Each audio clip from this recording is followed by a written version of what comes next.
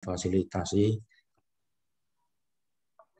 sesama dalam rangka peningkatan keilmuan meteorologi, baik dalam berupa penelitian, pengembangan, dan pengkajian. Menyelenggarakan kegiatan peningkatan kompetensi kemeteorologian. Kemudian menyediakan layanan sertifikasi profesi serta penghargaan profesi secara mandiri ya, dan bebas dari pengaruh siapapun. Dan melakukan komunikasi dan kerjasama dengan profesi lain, serta membantu pemerintah dalam penyusunan panduan teknis yang terkait dengan kemeteorologian. Ya. Keungguatan meteorologi dari para meteorolog ya, yang terkait dengan meteorologi saintis, meteorologi legal, meteorologi industri, dan tentunya lembaga-lembaga regulator. Demikian sekilas tentang profil dari MMI. Ya. Untuk itu tentunya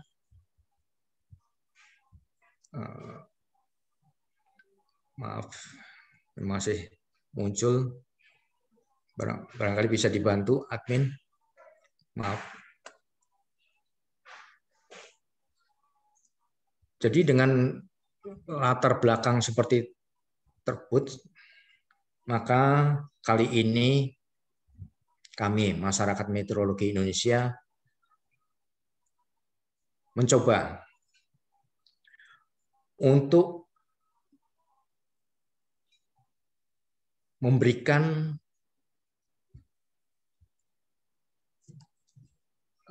sharing tentang bagaimana ilmu meteorologi yang diterapkan pada bidang laboratorium kalibrasi, khususnya dalam menentukan persyaratan lingkungan untuk pelaksanaan kalibrasi. Untuk itu nanti akan dijelaskan secara detail tentunya oleh narasumber yang sudah hadir bersama kita. Sekali lagi terima kasih atas partisipasinya dari Bapak Ibu sekalian dalam mengikuti webinar ini.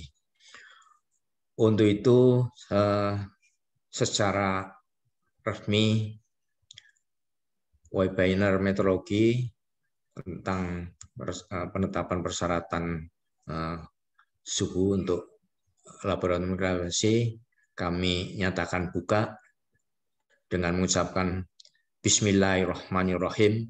Semoga acara kita lancar tanpa halangan satupun.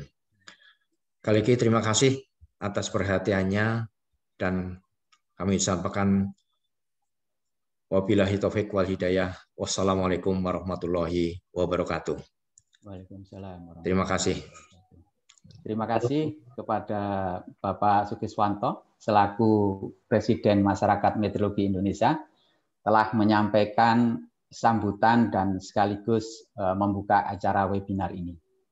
Kemudian pengumuman untuk Bapak dan Ibu peserta dimohon untuk mengisi absensi yang sudah disediakan, yang sudah diinfokan oleh teman-teman panitia pada kolom chat. Kemudian untuk pertanyaan silakan Bapak dan Ibu mengisi pada Slido. Juga linknya sudah disampaikan di kolom chat. Selanjutnya akan saya bacakan sekilas profil dari narasumber. Nama lengkap Bapak Agustinus Praba Drijakara, PhD. Di sini dituliskan Pak Praba untuk pengucapan bisa juga dituliskan diucapkan dengan Pak Probo, biasa dipanggil seperti itu. Beliau adalah Direktur SNSU Mekanika, Radiasi dan Biologi, Badan Standarisasi Nasional. Kemudian pendidikan terakhir PhD dalam Science of Measurement dari University of Science and Technology, Korea Research Institute of Standards and Science. Beliau sudah bekerja di Pusat Penelitian Meteorologi, Lembaga Ilmu Pengetahuan Indonesia, Puslit Meteorologi LIPI, sebagai meteorolog dimensional sejak tahun 95 sampai 2018, kemudian mulai 2 Januari 2019 bergabung pada Deputi Standar Nasional Satuan Ukuran Badan Standarisasi Nasional SNSU BSN. Itulah profil narasumber kita kali ini. Beliau sangat berkompeten sekali di bidangnya. Jadi mari kita simak bersama-sama paparan yang akan disampaikan oleh Pak Probo. Untuk Pak Probo, waktu dan tempat kami persilakan. Baik, terima kasih Pak Sujud. Suara saya kedengaran ya? Terdengar jelas, Pak. Kedengaran. Ya, terima kasih sekali lagi kepada panitia, teman-teman dari MMI yang sudah mengagendakan acara webinar pada hari ini, dan juga saya ingin mengucapkan selamat siang, salam sehat kepada para peserta semuanya. Mudah-mudahan semuanya sehat, yang sehat tetap sehat, dan yang mungkin kurang sehat semoga segera sehat. Baik, mungkin langsung saja. Jadi kita masuk ke dalam topik kali ini. Jadi webinar ini kita rancang sebagai, ini saya bicara, mohon izin memberikan sedikit lagi latar belakang. Jadi webinar ini nanti akan dibuat berseri, jadi kira-kira 1 bulan sekali kita akan melakukan webinar semacam ini, dan topiknya akan kita pilih yang memang praktis dan mungkin menjadi kebutuhan banyak rekan-rekan praktisi meteorologi, khususnya di lab-lab kalibrasi. Dan ini kami kemas dalam bentuk kolokium yang artinya sebetulnya bukan sebuah training, bukan suatu kegiatan pelatihan, tapi lebih kepada kita belajar bersama-sama. Jadi nanti pembawa materi itu hanya bersifat sebagai pemancing diskusi, tetapi kami nanti memberikan juga kesempatan kepada para hadirin, para peserta untuk juga berbagi pengalaman mereka. Baik, saya mulai dengan presentasi saya.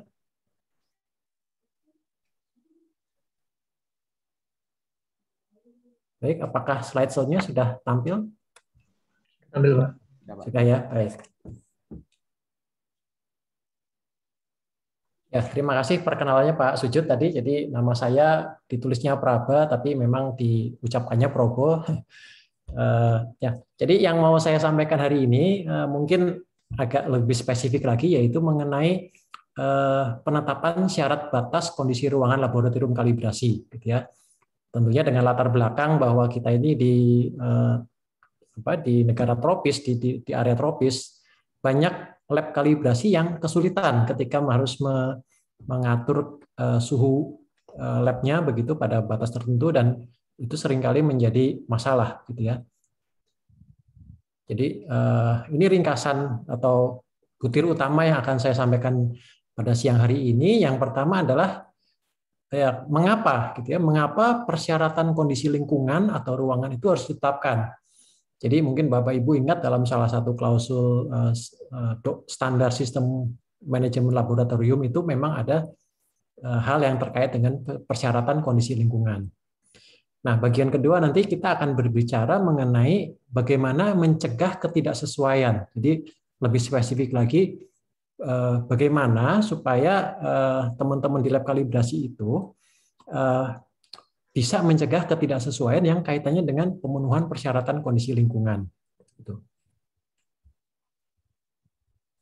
Baik, jadi ini latar belakangnya ketika saya ya dalam beberapa tahun terakhir ini masih mengakses lab kalibrasi, dan banyak temuan atau ya banyak temuan yang kira-kira bunyinya itu seperti ini, bahwa menurut instruksi kerjanya atau menurut dokumen mutunya, kalibrasi instrumen dimensi itu harus dilakukan pada rentang suhu 20 ± 1 derajat Celcius. Sedangkan menurut rekaman lab, artinya dalam prakteknya, itu ternyata kalibrasi dilakukan pada suhu yang di luar rentang tersebut, misalkan 21,6 derajat Celcius gitu. Ya, jadi pengamatan saya bahwa banyak lab yang sulit mencapai suhu 20 plus minus 1 derajat gitu. Sehingga kalau itu terjadi, kalau terjadi bahwa lab menulis di IK-nya itu rentang 20 plus minus 1, tetapi pada prakteknya ternyata keluar dari batas itu, maka secara formal itu menjadi suatu ketidaksesuaian. Dan seorang asesor pasti akan menangkap itu sebagai ketidaksesuaian gitu ya, entah itu kategori 2 ataupun bahkan 1. Tetapi bahwa itu memang secara formal merupakan ketidaksesuaian. Tapi kita harus berpikir juga apakah secara substansi kondisi yang dilaporkan pada laporan asesmen ini, apakah kondisi ini sebetulnya menyebabkan tidak validnya hasil kalibrasi gitu. Artinya bisa jadi sebetulnya walaupun kondisinya seperti ini, tetapi masih mungkin bahwa hasil kalibrasinya sebenarnya masih valid gitu ya. Nah, jadi ujung dari diskusi kita siang ini adalah bagaimana cara menghilangkan ketidaksesuaian yang kaitannya seperti yang dilaporkan di atas itu. Baik.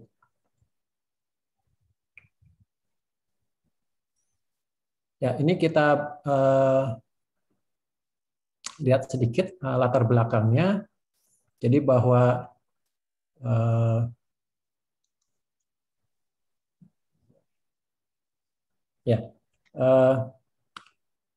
di lab di standar ISO 17025 kita lihat bahwa ada persyaratan di klausul 631 bahwa kondisi fasilitas atau lingkungan, kondisi fasilitas dan lingkungan harus sesuai dan seterusnya, dan tidak berpengaruh buruk pada keabsahan hasilnya. Jadi yang saya beri warna itu bahwa kondisi-kondisi tersebut harus tidak berpengaruh buruk pada keabsahan hasil pengukuran. Jadi penekanannya pada keabsahan hasil pengukuran. Ya. Yang disebut dengan kondisi itu adalah misalnya tadi kontaminasi mikroba, debu, bla bla bla seterusnya, dan ini yang saya garis bawahi yang menjadi tema utama hari ini adalah suhu. Jadi suhu itu adalah salah satu kondisi lingkungan yang dapat berpengaruh buruk pada keabsahan hasil pengukuran, khususnya di pengukuran panjang. Kemudian ada klausul 633 yang mengatakan bahwa lab harus memantau, mengendalikan, dan merekam kondisi lingkungan tersebut, dan seterusnya, jika kondisi tersebut mempengaruhi keabsahan hasil. Jadi tidak semua dari parameter lingkungan itu harus dikontrol atau harus ditetapkan batasnya, sejauh bahwa hanya bila dia mempengaruhi keabsahan hasil pengukuran. Ya, ini di luar yang disebutkan di ISO mungkin ada beberapa parameter lain seperti tekanan udara, kadar CO2 dan sebagainya. Nah, mengapa kita perlu menetapkan syarat kondisi lingkungan? Jadi sekali lagi kepada bunyi klausul di 17025 tadi bahwa ada beberapa parameter kondisi lingkungan itu memang berpengaruh langsung terhadap nilai measuran atau nilai besaran yang kita ukur. Artinya jika kondisinya berbeda, bisa jadi nilai measurannya juga akan menjadi berbeda. Contoh yang menjadi bidang kompetensi saya yaitu pengukuran dimensi. Pengukuran dimensi benda itu harus dinyatakan pada suhu tertentu. Ya, misalkan di sini diameter bola adalah L mm pada suhu T derajat Celcius. Jadi L itu hanya berlaku pada saat suhunya itu T derajat Celcius. Nah, jika bola yang dilaporkan ini ternyata suhunya sedikit lebih tinggi daripada T, misalkan T plus delta T ini, maka menurut fisika benda itu pasti memuai, gitu, sehingga panjangnya atau diameternya menjadi L plus delta L mm. Artinya panjang benda itu pasti akan berbeda ketika suhunya juga berbeda. Jadi tidak cukup hanya menyatakan berapa dimensi benda tanpa menyebutkan suhu yang pada suhu berapa dimensi tersebut tercapai atau ditemukan. Oke, nah selanjutnya adalah bagaimana kita menetapkan syarat kondisi lingkungan tadi. Jadi kembali ke klausul 6 tadi bahwa lab kalibrasi harus menetapkan, ya. Nah, sekarang caranya atau bagaimana atau apa yang harus kita lakukan? Jadi kita fokus kepada parameter kondisi lingkungan yang mempengaruhi hasil pengukuran. Nah, apa yang harus kita lakukan? Pertama, kita harus memetakan hubungan antara faktor pengaruh tersebut dengan hasil pengukuran. Nah, peta ini kita sebut sebagai model matematis. Artinya suatu persamaan yang memberitahu kita hubungan antara besaran pengaruh tadi terhadap besaran yang kita ukur. Kemudian kita harus menetapkan batasnya. Jadi kalau tadi kita bicara suhu, maka kita harus menetapkan batas suhu berapa yang diperbolehkan pada suhu tersebut kita melakukan pengukuran panjang. Setelah menetapkan batasnya, kita harus mengukur, memantau, dan merekam suhu tersebut. Nah, baru kita bisa menilai jika pekerjaan dilakukan ketika kondisi tersebut tidak tercapai, artinya kondisi yang dipersyaratkan tidak tercapai atau di luar batas yang diperbolehkan, maka di situ kita mengatakan hasil pengukuran menjadi tidak valid. Nah, ini yang akan menjadi ketidaksesuaian.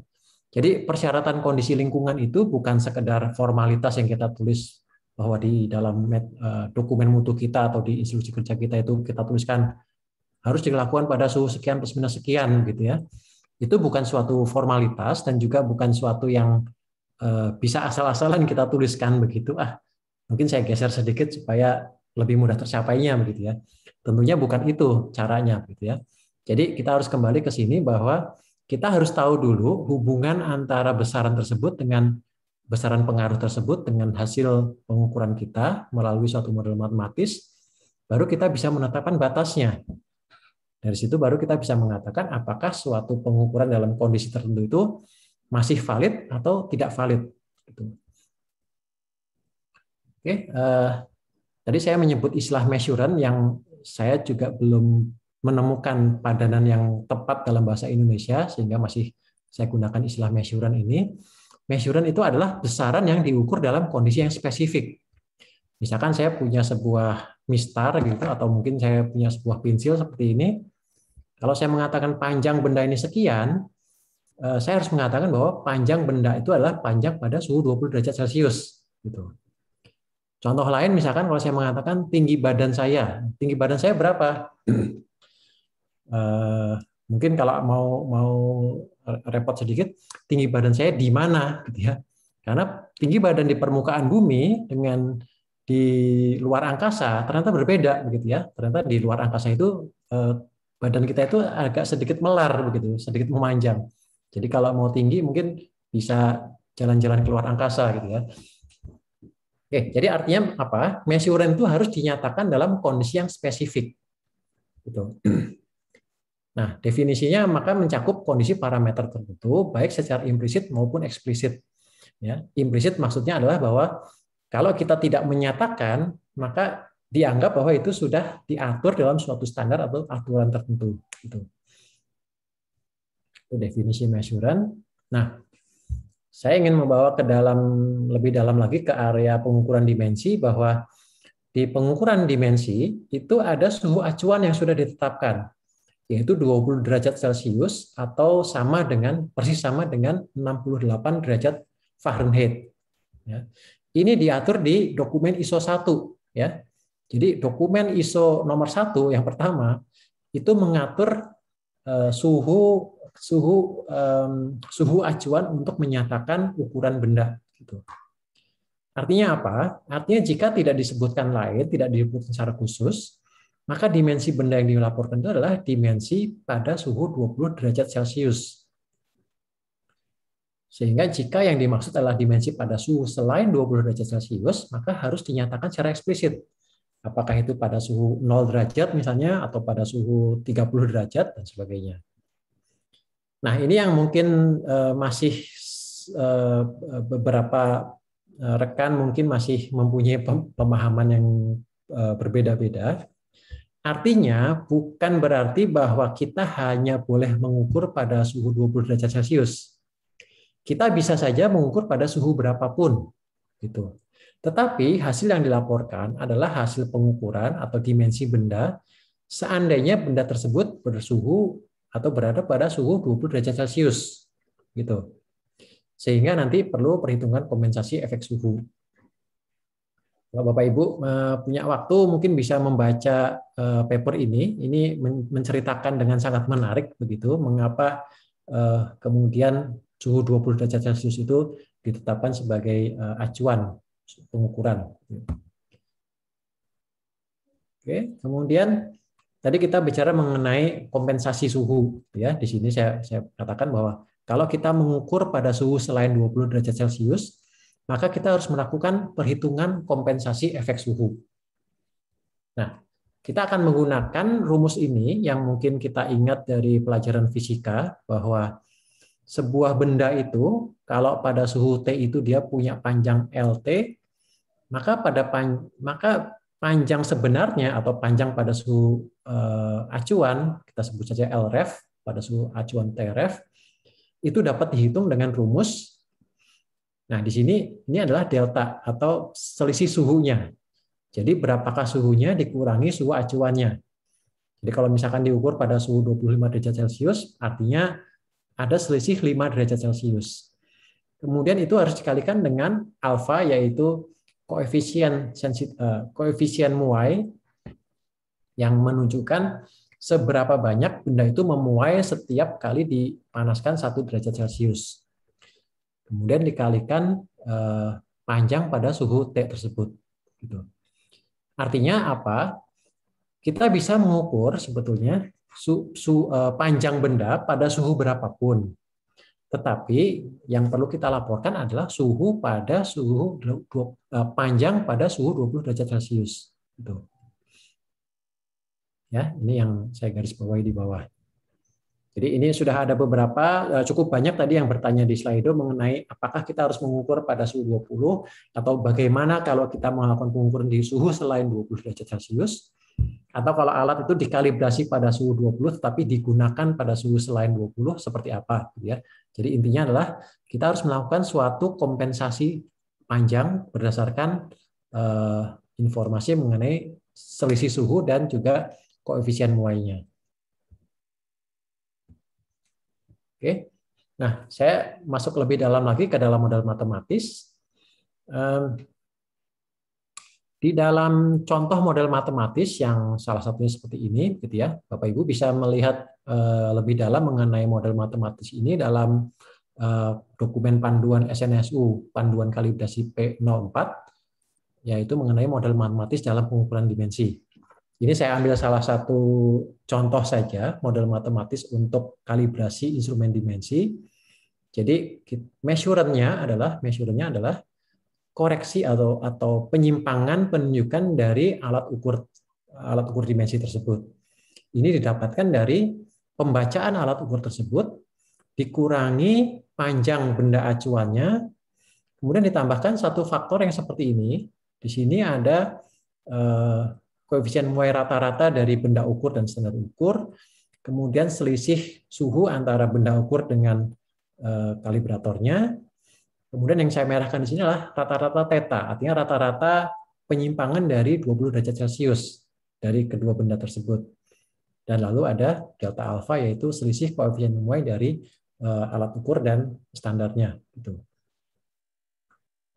Dari persamaan atau dari model matematis ini, kita dapat turunkan persamaan ketidakpastian untuk menghitung ketidakpastian dari penyimpangan alat ukur tadi seperti ini, gitu ya. Mungkin saya tidak perlu detailkan penurunnya pada saat ini.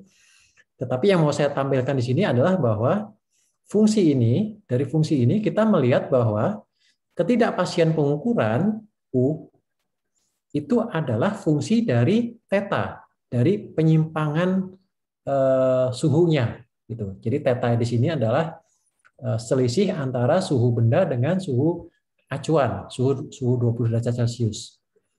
Jadi kalau misalkan kalibrasi ini dilakukan pada suhu 25 derajat Celcius misalkan, maka theta ini bernilai 5 karena 25 dikurangi 20 itu adalah 5. Atau kalau dilakukan pada suhu 18 derajat Celcius misalkan, maka theta ini nilainya -2 gitu. Ya, jadi yang mau saya tekankan di sini adalah bahwa ketidakpastian pengukuran itu adalah fungsi dari theta salah satunya. Jadi theta atau penyimpangan suhu itu adalah salah satu sumber ketidakpastian, salah satu besaran yang berpengaruh langsung terhadap nilai ketidakpastian pengukuran. Nah, dari sini sekarang kita ingin mengendalikan theta. Kita ingin mengendalikan berapa besarnya penyimpangan suhu yang diperbolehkan. Maka theta boleh naik, boleh turun, asalkan apa? Asalkan nilai U-nya itu masih berada di bawah batas yang kita tetapkan atau di bawah suatu nilai yang kita harapkan gitu. Oke, mungkin di bagian berikutnya kita buat sebagai contoh. Nah, jadi untuk memperjelas konsep tadi, ini saya berikan sebuah contoh kasus. Ya, contoh kasusnya di sini adalah kalibrasi mikrometer sepanjang 25 mm dengan resolusi 1 mikrometer. Kita asumsikan dulu bahwa kita ingin mendapatkan ketidakpastian pengukuran tidak lebih daripada 1 mikrometer atau kurang dari 1 mikrometer. Nah, apa yang kita lakukan? Saya mundur dulu sejenak, mundur dulu ke sini. Ya, jadi kembali ke sini, kita harus punya dulu model matematisnya. Ya, ini model matematis yang sederhana, belum model matematis yang lengkap. Kalau Bapak Ibu mau lihat yang lebih lengkap, nanti bisa mengacu ke panduan kalibrasi yang kami sudah terbitkan. Tapi ini sebagai ilustrasi saja. Oke, kembali ke sini. Jadi dari model matematis tadi, kita turunkan sehingga menjadi budget ketidakpastian. Nah, misalkan saya punya budget ketidakpastian seperti ini, gitu. Dengan catatan ini belum memperhitungkan efek mekanik. Jadi ini nanti jangan di-copy mentah-mentah begitu, Bapak Ibu. Ini hanya sebagai ilustrasi saja untuk menggambarkan konsep ini. Oke, dari model matematis ini kita masukkan nilai-nilainya, nilai-nilai ketidakpastian dari setiap komponen. Dan kita masukkan misalkan untuk panjang 25 mm dengan penyimpangan suhu 1 derajat Celcius. Ternyata didapatkan ketidakpastian rentangnya 0,77 mikrometer. Ya, ini seperti ini kita catat di sini. Lalu kita buat simulasi seandainya tetanya itu 5 derajat Celcius. Seperti ini. Ternyata didapatkan nilai ketidakpastian rentangnya 0,81 mm. Ya, ini kita catat di sini. Lalu kita simulasikan lagi seandainya suhunya itu menyimpang sampai 10 derajat Celcius. Jadi misalkan diukur di suhu 30 derajat Celcius misalnya. Ternyata didapatkan nilai ketidakpastiannya 0,92 mikrometer seperti ini. Nah, dari simulasi ini kita melihat bahwa untuk panjang 25 mm dan resolusi 1 mikrometer, maka ketidakpastiannya itu masih bisa dijaga di bawah 1 mikrometer. Ya, sekali lagi ini hanya ilustrasi, jadi ini belum nilai yang sempurna begitu ya, karena ini saya tekankan lagi ada efek yang belum diperhitungkan dalam budget ini. Tapi ilustrasi ini menggambarkan bahwa kalaupun suhunya itu menyimpang sampai 10 derajat Celcius, ternyata ketidakpastiannya itu masih di bawah 1 mikrometer. Oke, kemudian saya akan menunjukkan simulasi berikutnya untuk kasus yang sedikit berbeda. Untuk kasus yang berikutnya, ini adalah untuk kalibrasi mikrometer 100 mm, tapi juga masih dengan resolusi 1 mikrometer. Nah, dengan budget yang sama, tetapi sekarang nilai panjangnya adalah 100 mm, kita coba lagi juga dengan 1 derajat, 5 derajat, dan 10 derajat, seperti apa hasilnya. Ternyata untuk 1 derajat Celcius penyimpangan suhu, kita mendapatkan ketidakpastian 0,84 atau 0,85% mikrometer, kita tulis seperti ini. Dan seterusnya untuk 5 derajat Celcius dan 10 derajat Celcius. Dan ternyata dengan penyimpangan suhu 5 derajat Celcius saja, itu sudah melebihi 1 mikrometer. Gitu.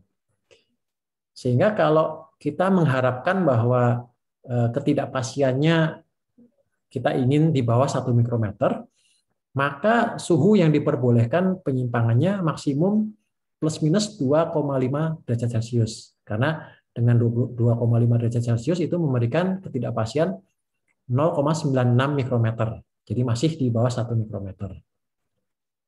Oke. Jadi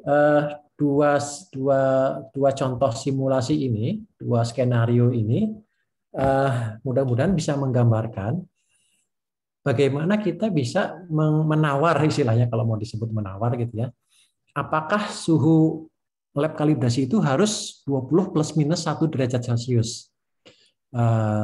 Jawaban secara konseptualnya adalah penyimpangan suhu itu masih bisa sedikit lebih longgar sejauh bahwa ketidakpastian yang diakibatkan olehnya itu masih di bawah suatu batas yang kita inginkan gitu.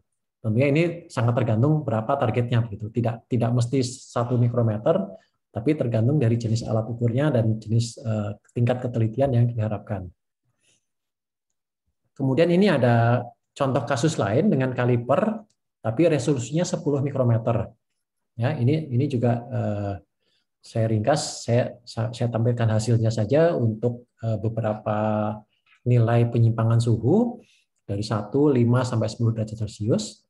Ternyata kalau resolusinya besar, efek suhu itu tidak terlalu signifikan gitu, tidak terlalu dominan. Kecuali mungkin kalau panjangnya jauh lebih panjang lagi, misalkan ini sampai dengan 300 mm. Sekali lagi ini penafiannya adalah bahwa ini contoh simulasi yang tidak memperhitungkan efek mekanik gitu. Ya, jadi dari dua contoh kasus tadi atau simulasi tadi, saya ingin menggambarkan bahwa batas maksimal penyimpangan suhu itu tidak mesti plus minus 1 derajat Celcius, tapi bisa lebih besar sejauh bahwa target nilai ketidakpastian yang kita harapkan itu masih tercapai. Jadi ini kembali lagi kepada berapa target ketidakpastian yang kita inginkan sebetulnya. Oke. Nah, saya perlu memberikan batasan penafian atau disclaimer begitu ya, bahwa ini kalau kembali ke contoh yang ini, ya bukan berarti saya bisa perbesar nilainya sampai batasnya boleh saya longgarkan sampai plus minus 10 derajat Celcius begitu ya. Kan sudah ada modelnya seperti ini misalkan ya. Nah, ini saya berikan penafian di sini bahwa yang namanya model matematis itu belum tentu 100% valid ya. Itu adalah pendekatan yang paling mendekati begitu ya. Pendekatan yang paling masuk akal pada kondisi tertentu. Tapi ada beberapa hal yang harus kita ingat bahwa pertama, koefisien muai itu belum tentu linear dalam rentang lebih dari 5 derajat Celcius. Jadi kalau suhunya dari 15 sampai 25 derajat Celcius mungkin kita masih bisa mengharapkan ya mungkin masih mirip-mirip dengan kondisi 20 derajat Celcius. Kemudian mungkin akan ada efek lain yang berpengaruh gitu ya selain daripada pemuaian. Jadi ini belum sepenuhnya bisa dimodelkan.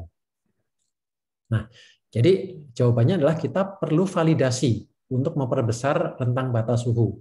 Jadi kalau tadi misalkan Bapak Ibu yang di lab kalibrasi merasa bahwa batasan 20 plus minus 1 itu terlalu ketat, terus mau melonggarkan, ya syaratnya adalah ada validasi dulu, bukan semata-mata dengan hitung-hitungan kemudian bisa begitu ya. Nah, apa yang saya sarankan? Yang saya sarankan adalah uji banding antara sebuah UUT dengan standar pada suhu T, suhu misalkan 25 derajat Celcius misalkan. Lalu lakukan pengukuran yang sama dengan alat yang sama dan standar yang sama, tetapi pada suhu yang masih mengacu ke standar yang lama begitu ya, masih standar yang lebih ketat. Kemudian uji banding lagi antara sebuah UUT dengan standar pada suhu T, kemudian lakukan juga dengan UUT yang sama, tetapi standar yang berbeda pada suhu 20 plus minus 1 derajat Celcius. Nah, jika uji banding ini memberikan suatu hasil yang menunjukkan bahwa pengukuran tersebut masih valid, baru kita bisa mengatakan, oke, saya akan melebarkan rentang suhunya sampai sekian, gitu ya. Jadi saya ringkas lagi yang sudah saya sampaikan. Pertama, kita harus membuat model matematis. Kemudian kita harus mensimulasikan pada rentang suhu berapakah nilai ketidakpastian itu masih masuk dalam batas yang kita harapkan. Tapi nomor 3, harus ada suatu validasi untuk membuktikan bahwa apa yang kita hitung-hitung itu ternyata benar, gitu ya. Jadi ini Bapak Ibu, bagusnya, oh ya, ini satu lagi, ini untuk menyambung yang slide sebelumnya, bahwa ini saya baru saja mendapatkan data dari NIST bahwa yang namanya koefisien muai, koefisien atau CTE, coefficient of thermal expansion, koefisien muai thermal, itu memang pada suhu yang berbeda itu ya berbeda juga nilai koefisiennya gitu. Jadi pada suhu 20 derajat Celcius umumnya alat ukur dimensi itu ada di nilai 10,8 sampai 11,5 gitu ya. Tapi ternyata lebih panas dia juga lebih besar koefisiennya. Jadi ini mau menggarisbawahi apa yang saya tuliskan di slide sebelumnya, bahwa model ini tidak bisa serta-merta diluaskan semena-mena gitu ya. Perlu ada suatu validasi. Oke. Ya, jadi itu yang sampai titik ini saya sampaikan bahwa suhu lab kalibrasi tidak harus selalu dibatasi pada plus minus 1 derajat. Bisa lebih sejauh bahwa itu masih mendapatkan ketidakpastian yang sesuai dengan harapan kita, tetapi harus ada suatu validasi. Oke. Itu mengenai suhu. Kemudian ada pertanyaan, bagaimana dengan kelembaban? Nah, sejauh ini saya belum menemukan suatu model yang mengkaitkan antara kelembaban, atau lebih tepatnya kelembaban relatif ya, kelembaban relatif udara terhadap dimensi. Jadi kalau saya mengukur panjang sebuah benda dari logam gitu ya, misalkan benda seperti ini, apakah kalau ruangan ini lebih lembab atau lebih kering, panjangnya berubah? Nah, itu saya belum menemukan model yang menerangkan itu. Kalau kayu mungkin ya, kalau lembab dia memuai gitu ya. Tapi kalau benda logam rasanya saya belum pernah melihat. Ya. Jadi ini yang sering menjadi pertanyaan, apakah kalau suhu lab kalibrasi dimensi itu misalnya sampai 75 derajat sampai 75% gitu ya kelembaban relatifnya, apakah nilai kalibrasinya menjadi tidak valid? Nah, itu saya belum menemukan gitu ya. Jadi saya belum bisa mengatakan bahwa kalau kelembaban relatif di suatu lab itu terlalu tinggi, maka hasil kalibrasi menjadi tidak valid. Tetapi ini nanti lebih terkait kepada aspek pemeliharaan alat. Ya, ada di klausul 643 yang intinya mengatakan bahwa alat kalibrasi itu harus dijaga dalam kondisi yang sedemikian sehingga tidak berubah. Ya, jadi kalau secara langsung mungkin tidak, tetapi dalam jangka panjang mungkin bisa, misalkan dengan adanya kelembaban maka akan muncul karat. Nah, karat itu menjadikan apa? Menjadikan dia lebih panjang karena ada lapisan tambahan di permukaan benda tersebut.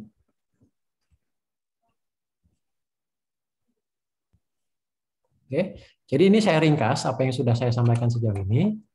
Bagaimana menetapkan syarat batas kondisi lingkungan di sebuah lab kalibrasi.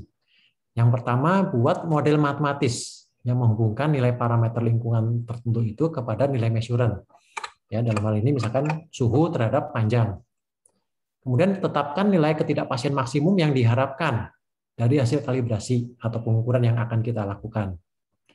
Lalu tadi lakukan simulasi perhitungan, hitung nilai ketidakpastian rentang untuk beberapa nilai, misalkan nilai suhu tadi, misalkan nilai suhu 0, 1, 5, 10, dan seterusnya. Kemudian tetapkan nilai batas bawah dan batas atas untuk parameter lingkungan itu berdasarkan nilai yang masih memberikan nilai ketidakpastian yang sesuai. Lalu lakukan validasi dengan percobaan dan uji banding. Gitu ya.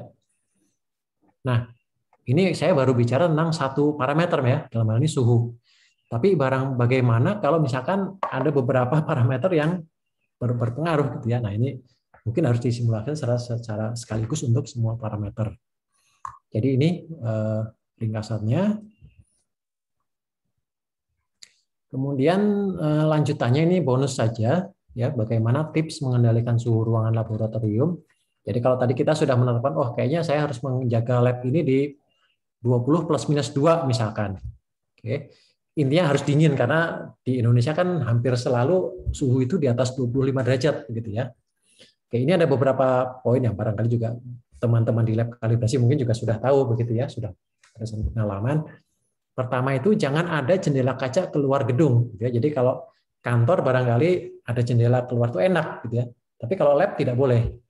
Karena kaca yang langsung keluar gedung itu artinya dia membawa sinar matahari masuk dan itu artinya akan lebih mempercepat pemanasan.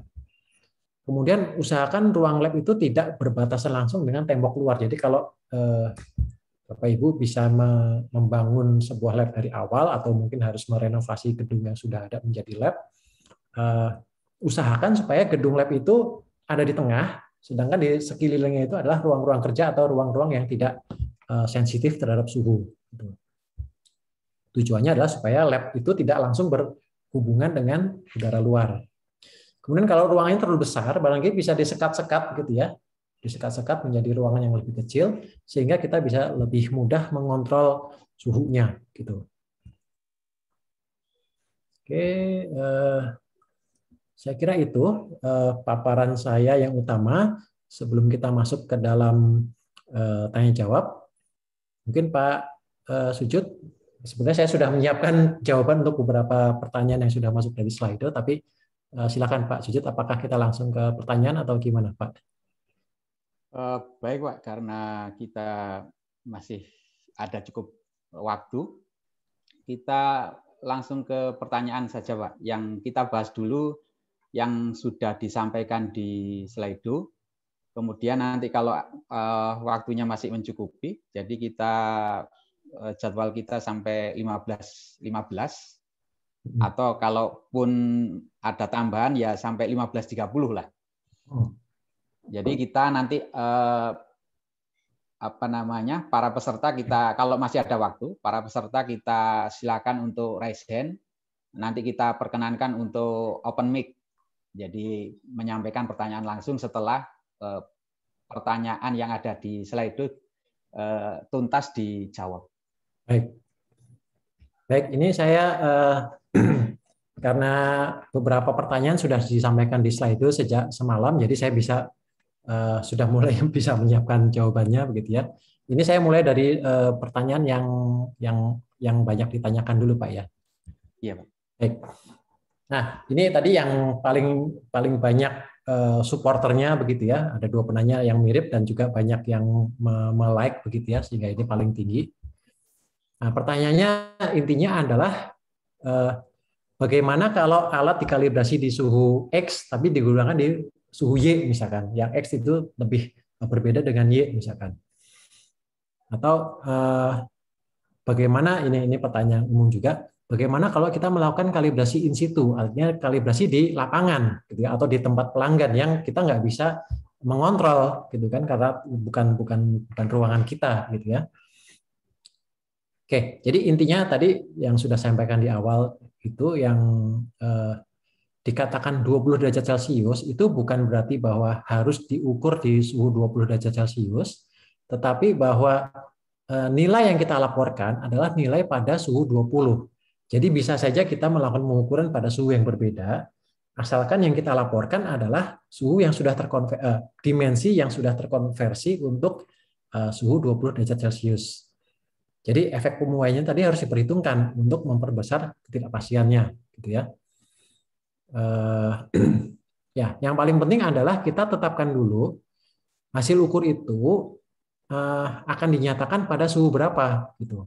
Jadi kembali ke aturan di ISO nomor 1 tadi bahwa kalau kita tidak katakan secara khusus berarti panjang benda itu adalah panjang pada suhu 20 derajat Celcius. Kecuali kalau memang dibutuhkan berapakah diameter sebuah ban pada suhu 30 derajat Celcius karena memang dia dipakai di suhu tersebut gitu ya. Nah, itu hal yang berbeda gitu.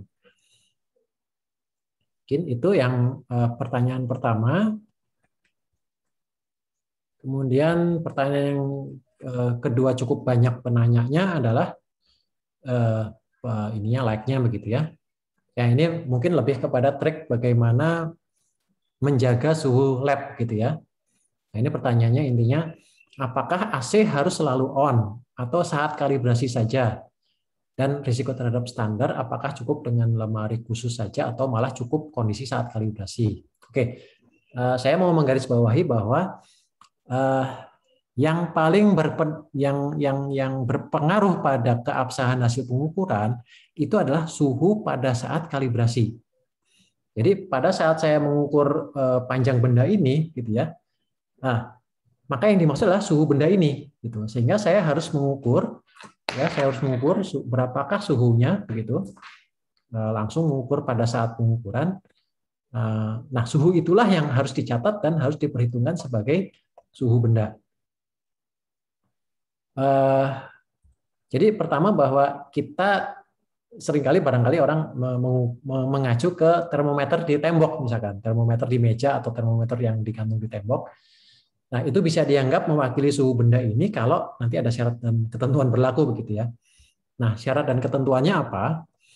Ini yang harus kita ingat adalah ada yang istilahnya soaking time, soaking merendam gitu ya. Jadi benda ini harus kita rendam dalam suhu direndam dalam udara gitu ya, bukan direndam di kuah gitu ya. Soaking di sini maksudnya mengkondisikan benda yang akan diukur di dalam lingkungan pengukurannya pada suhu yang sudah ditetapkan. Jadi ini kalau ini benda yang mau saya ukur nih, saya taruh di meja kerja di lab saya diamkan di situ dan labnya itu dikondisikan di suhu yang kita tuju gitu ya. Ya misalkan 20 derajat Celcius. Nah, ini beberapa literatur menunjukkan bahwa benda-benda itu butuh waktu untuk menstabil suhunya di suhu yang kita harapkan. Ya, misalkan di sini untuk gauge block sampai dengan 10 mm itu bisa cukup 30 menit. Tapi yang sampai dengan 500 mm itu butuh sampai 8 jam. Ini kalau menurut NIST. Kalau menurut NPL ini sedikit lebih moderat, menurut dia untuk sampai 100 mm itu cukup 4 jam katanya. Ya mirip-mirip ya. Ya agak beda dikit lah ya. Atau ini ada literatur yang lain lagi mengatakan 2 jam untuk objek kecil, lalu benda yang lebih dari 1 kilogram itu butuh 4 jam bahkan semalaman gitu ya. Jadi kalau dari mengacu ke literatur ini, pertanyaan Pak Suhir tadi jawabannya adalah tidak bisa, Pak. Artinya tidak bisa hanya pada saat kalibrasi saja AC-nya dinyalakan. Ya. Minimal kita butuh waktu untuk menstabilkan suhu di lab tersebut. Ya, misalkan Bapak set AC-nya nyala jam 6 pagi misalkan. Jam 6 pagi Bapak set AC-nya nyala, mudah-mudahan jam 8 atau jam 9 ketika mulai pengukuran itu suhunya sudah stabil di target yang diharapkan gitu ya. Jadi jawaban ringkasnya adalah intinya suhu itu harus kita jaga sehingga pada saat kita mengukur itu benda itu sudah cukup stabil suhunya pada suhu yang kita harapkan.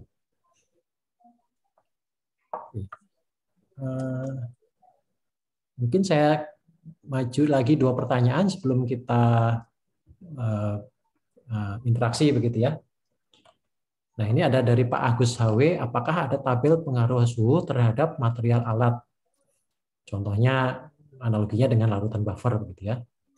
Nah, ini jawabannya tadi secara inti ya, jadi sudah saya sampaikan di konten bahwa suhu itu kaitannya dengan koefisien muai dari benda itu gitu. Tetapi yang sudah saya garis bawahi tadi bahwa pada suhu yang berbeda maka koefisien itu bisa berbeda. Jadi usahakan jangan terlalu jauh dari 20 derajat Celcius gitu. Kalau terlalu jauh dari 20 derajat Celcius apalagi sampai di atas 10 derajat perbedaannya begitu ya, itu mungkin model tersebut tidak berlaku lagi.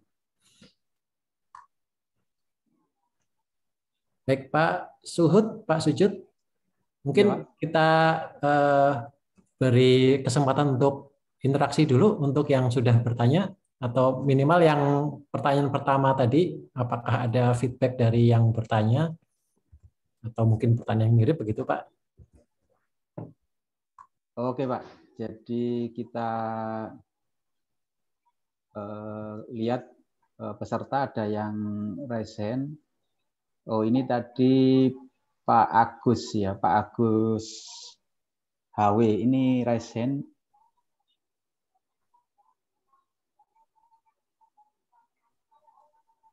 Silakan Pak Agus. Silakan Pak Agus menyampaikan langsung. Baik Pak, terima kasih Pak Sujud. Untuk pertanyaan-pertanyaan saya yang sudah dijawab oleh Pak Probo tadi sudah ini ada satu lagi sih pertanyaan yang baru terlintas. Jadi kita melihat suhu ruangan dan kelembapan biasanya pada termohigrometer. Ya. Nah, termohigrometer ini yang sudah terkalibrasi tentunya kebanyakan di dalam ruangan itu ditempel atau mendekati dinding. Nah, ditaruhnya, Pak. Nah, sedangkan pada saat dia alat bantu suhu dan kelembapan ini dia dikalibrasinya tidak mendekati dinding lah ibaratnya. Nah, sejauh mana sih pengaruhnya? Padahal yang saya tahu sensor suhu dan kelembapan ini dia berada di belakang, ada di pori-pori belakang itu. Nah, apabila dia mendekati dinding kan otomatis ada pengaruh terhadap suhu dinding ya, bukan suhu ruang ya. Ya. Nah, baik Pak, terima kasih Pak. Baik, terima kasih Pak Sujud. Saya langsung jawab ya Pak Sujud. Ya Pak, silakan Pak Probo. Baik. Ini kebetulan ada pertanyaan yang mirip. Ada pertanyaan yang mirip juga dari Pak Suhir. Pak Suhir juga pertanyaan yang mirip bahwa ya. Ini pertanyaan Pak Suhir ini mirip-mirip tadi ya. Jika pengukuran suhu itu dengan BAS itu mungkin Building Automation System ya. Jadi pengukur suhu ruangan gitu ya. Apakah harus dikoreksi dan apakah cukup dikoreksi toleransinya saja gitu ya. Nah, ini saya mau menekankan bahwa yang harus dipastikan itu adalah suhu benda kerja dan suhu benda ukur. Jadi tadi saya berikan simulasi bahwa kalau saya mengukur benda ini ya, sedangkan misalkan alat ukurnya, termometernya atau termohigro itu menempel di tembok gitu, maka antara tembok dengan benda ini belum tentu sama suhunya. Jadi juga ditekankan Pak Agus bahwa mungkin termohigro itu mengukur suhu tembok begitu, sedangkan benda ini berbeda suhunya. Ya, jadi poin pertama ini bahwa yang harus kita pastikan adalah suhu benda kerja, bukan suhu ruangan atau suhu udara atau bahkan apalagi suhu tembok, gitu ya. Jadi pertama sebaiknya sensor suhu itu langsung menempel di benda kerjanya, jadi langsung menyentuh gitu. Nah, jika tidak bisa, artinya kita mengasumsikan bahwa suhu benda itu sama dengan suhu yang ditampilkan di termohigro yang mungkin nempel di tembok atau mungkin di meja tapi agak jauh gitu ya. Nah, di sini maka kita perlu memastikan bahwa stabilisasi suhunya itu sudah cukup sehingga kita bisa cukup aman mengasumsikan bahwa kalau di sebelah sini 20, di sini juga 20 derajat gitu misalkan. Atau kalau di sini 20,5, di sini juga 20,5. Ya, dan kemudian penekanan kedua bahwa nilai penunjukannya itu harus dikoreksi dulu. Jadi jangan menggunakan nilai mentah dari apa yang ditampilkan di alat ukur suhu, tetapi itu harus dikoreksi dulu terhadap nilai sertifikat kalibrasinya. Lalu masih terkait dengan ini, ketika kita melaporkan nilai suhu di sertifikat kalibrasi, maka yang harus kita laporkan adalah suhu aktualnya sebetulnya. Jadi berapa rata-rata suhu aktual, nah baru kita tambahkan berapa ketidakpastiannya. Gitu. Jadi bukan target suhunya, misalkan target suhunya 20 plus minus 2 misalkan. Maka bukan 20 plus minus 2 yang kita tampilkan, gitu. Tetapi misalkan dalam aktualnya ternyata 20,8, lalu kita lihat fluktuasinya berapa, kita lihat berapa ketidakpastian dari termometernya, resolusinya dan sebagainya. Berarti ada ketidakpastian dari pengukuran suhu itu. Nah, inilah yang harusnya kita laporkan. Gitu. Berapakah suhu aktualnya dan berapakah ketidakpastian suhunya. Ketidakpastian suhu itu mencakup ketidakpastian termometer dan fluktuasi suhu selama pengukuran berlangsung. Oke, tapi ini bukan hal yang krusial sekali, ketidakpastian suhu ini. Jadi mungkin Bapak Ibu bisa menghitung secara tidak terlalu presisi begitu ya, berapa resolusinya, berapa koreksi kali koreksi sertifikatnya, berapa fluktuasinya, ya sudah itu digabung saja, itulah ketidakpastian suhu. Baik, itu tadi pertanyaan yang kebetulan mirip dengan Pak Suhir, Pak Agus ya, dari Pak Suhir. Kemudian ini saya lanjut lagi dengan pertanyaan dari Slido. Nah, ada pertanyaan dari Pak Danang ya, menanyakan mengenai referensi untuk hal yang sama untuk lab pressure dan massa begitu ya. Nah, ini kebetulan saya bukan ahli pressure maupun massa, jadi saya tanya-tanya teman yang di sana, ini dapat satu rujukan gitu ya. Untuk pressure ini ada dari DKD, ini ada yang mengatakan permissible temperature range-nya adalah 18 sampai 28. Sedangkan kalau untuk massa ini biasanya pada mengacunya ke OML ya, R111. Ini ditentukan di situ reference temperaturnya adalah 20 derajat Celcius juga, kebetulan sama dengan dimensi. Jadi kalau kita pakai 20 minimal bisa berlaku di dimensi, bisa di massa, bisa juga di tekanan. Kemudian coba saya lihat lagi pertanyaan berikutnya.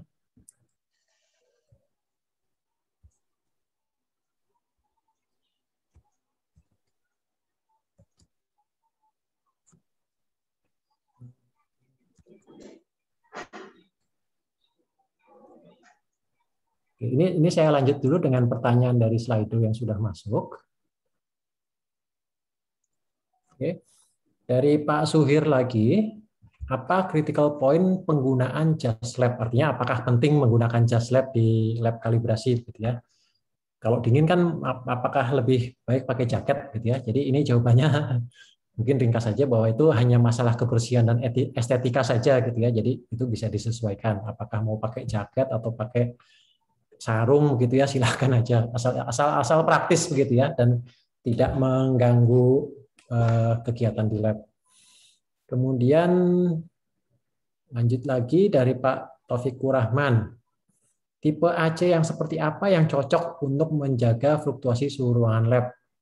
Bagaimana cara efektifnya? Ini berdasarkan pengalaman saja gitu ya, bahwa pertama daya AC-nya gitu ya, daya AC-nya itu penting, bahwa itu harus cukup besar sehingga kalau terlalu kecil, dia harus kerja keras untuk mendinginkan ruangan yang mungkin terlalu besar, gitu ya. Jadi daya AC terhadap ukurannya itu harus sepadan, gitu ya.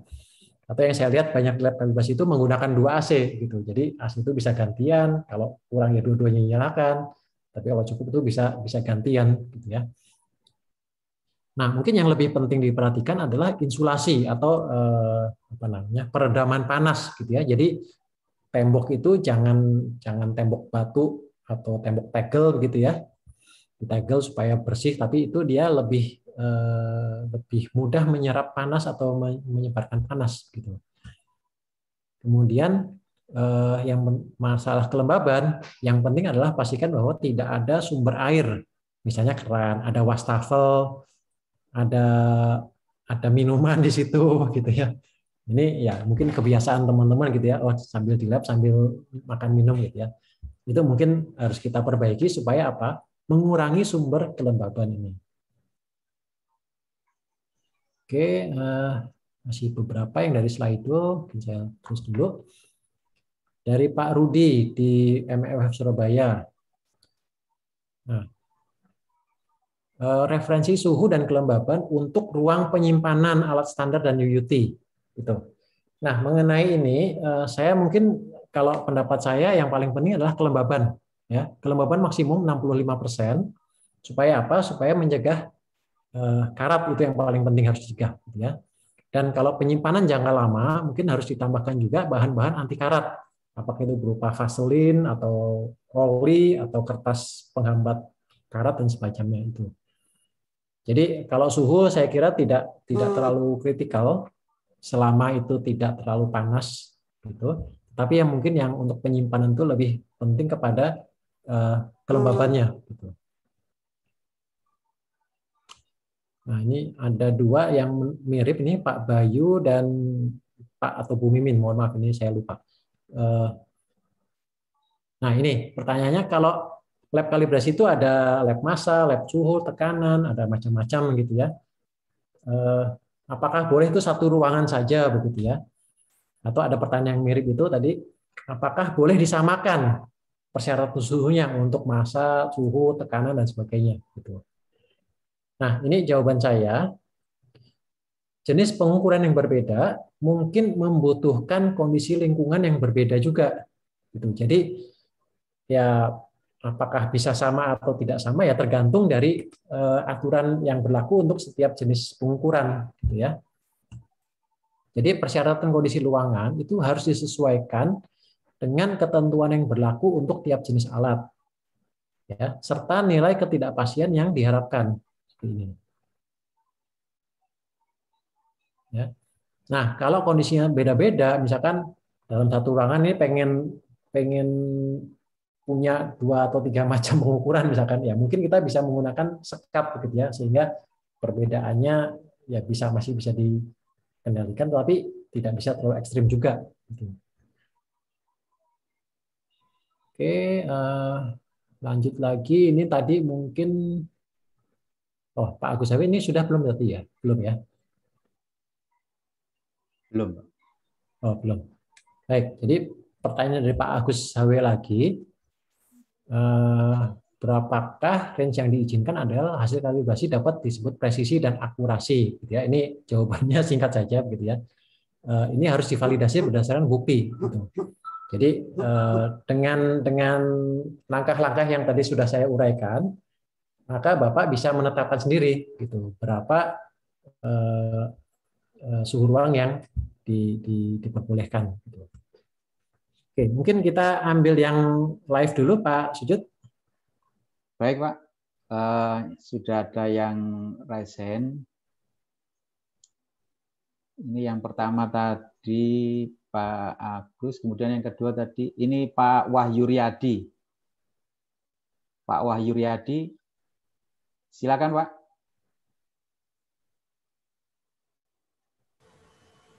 Halo, Assalamualaikum, selamat sore Pak. Waalaikumsalam, selamat sore. Silakan ya. Pak Wahyu Riyadi. Iya, pertanyaan saya ini Pak, terkait dengan kondisi lingkungan laboratorium, itu kan selalu harus ada pencatatan setiap harinya atau record terkait dengan suhu, kelembapan atau kondisi lingkungan lainnya yang dibutuhkan.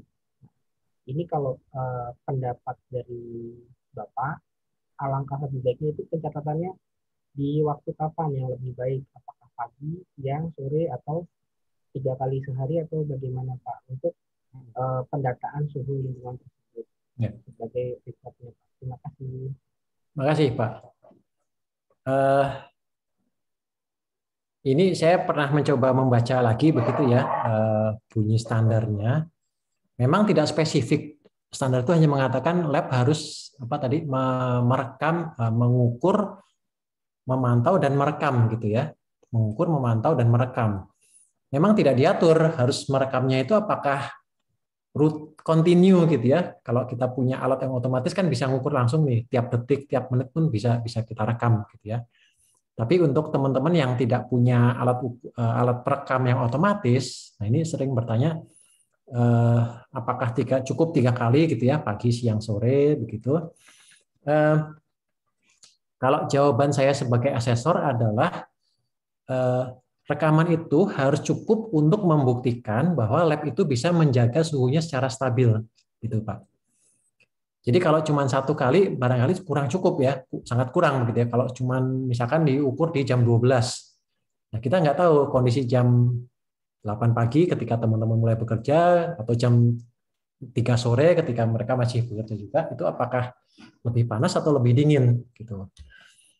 Jadi dengan mencatat pagi, siang, sore, misalkan jam 8, jam 12, jam 4 misalkan gitu ya, kita bisa melihat apakah suhu udara itu memang turun baru naik lagi gitu, atau dia turun gitu setiap hari, ataukah dia memang bisa stabil gitu.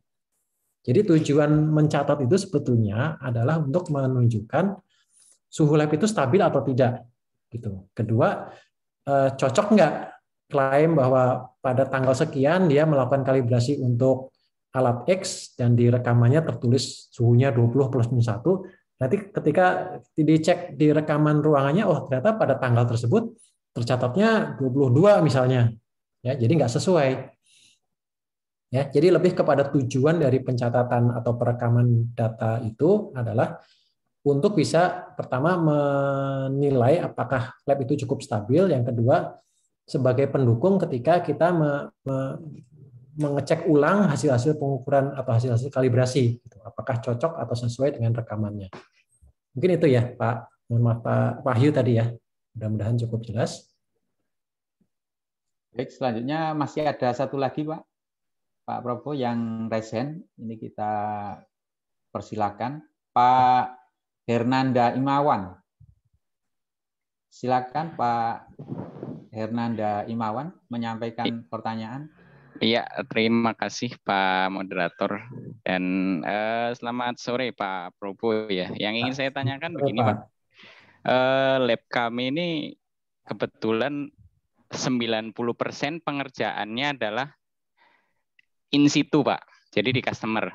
Nah, ini terkadang menjadi pertanyaan banyak customer bahwa suhu berapa sih Pak yang di ini kita mengacunya, karena sebenarnya yang saya baca peraturan-peraturan itu lebih kepada lab yang untuk lab ya Pak ya. Jadi kalau untuk on-site itu sepertinya tidak ada standar acuannya gitu Pak.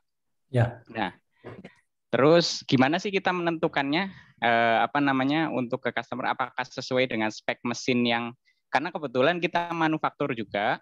Ya. Apakah sesuai dengan spek mesin yang dikeluarkan oleh manufaktur kita gitu atau bagaimana Pak? Terima kasih. Baik Pak Hernanda, terima kasih. Ini customer-nya apa Pak? Customer-nya kebanyakan di otomotif Pak, karena kita kebetulan di PT Mito Toyo Pak, mungkin Bapak pernah audit. Alatnya juga. Apa Pak misalnya? CMM Pak, CMM. CMM ya. Baik, makasih Pak Hernanda. Jadi secara umum begini Pak, Bapak Ibu. Nomor satu adalah kita ikutin dulu spesifikasi atau apa istilahnya persyaratan dari pembuatnya gitu. Kalau CMM ataupun mesin-mesin ukur itu kan tetap ada persyaratannya dari yang direkomendasikan oleh pabrikannya gitu. CMM saya rasa juga walaupun ya sering juga saya lihat CMM di ruangan yang suhunya 28, 30 gitu ya.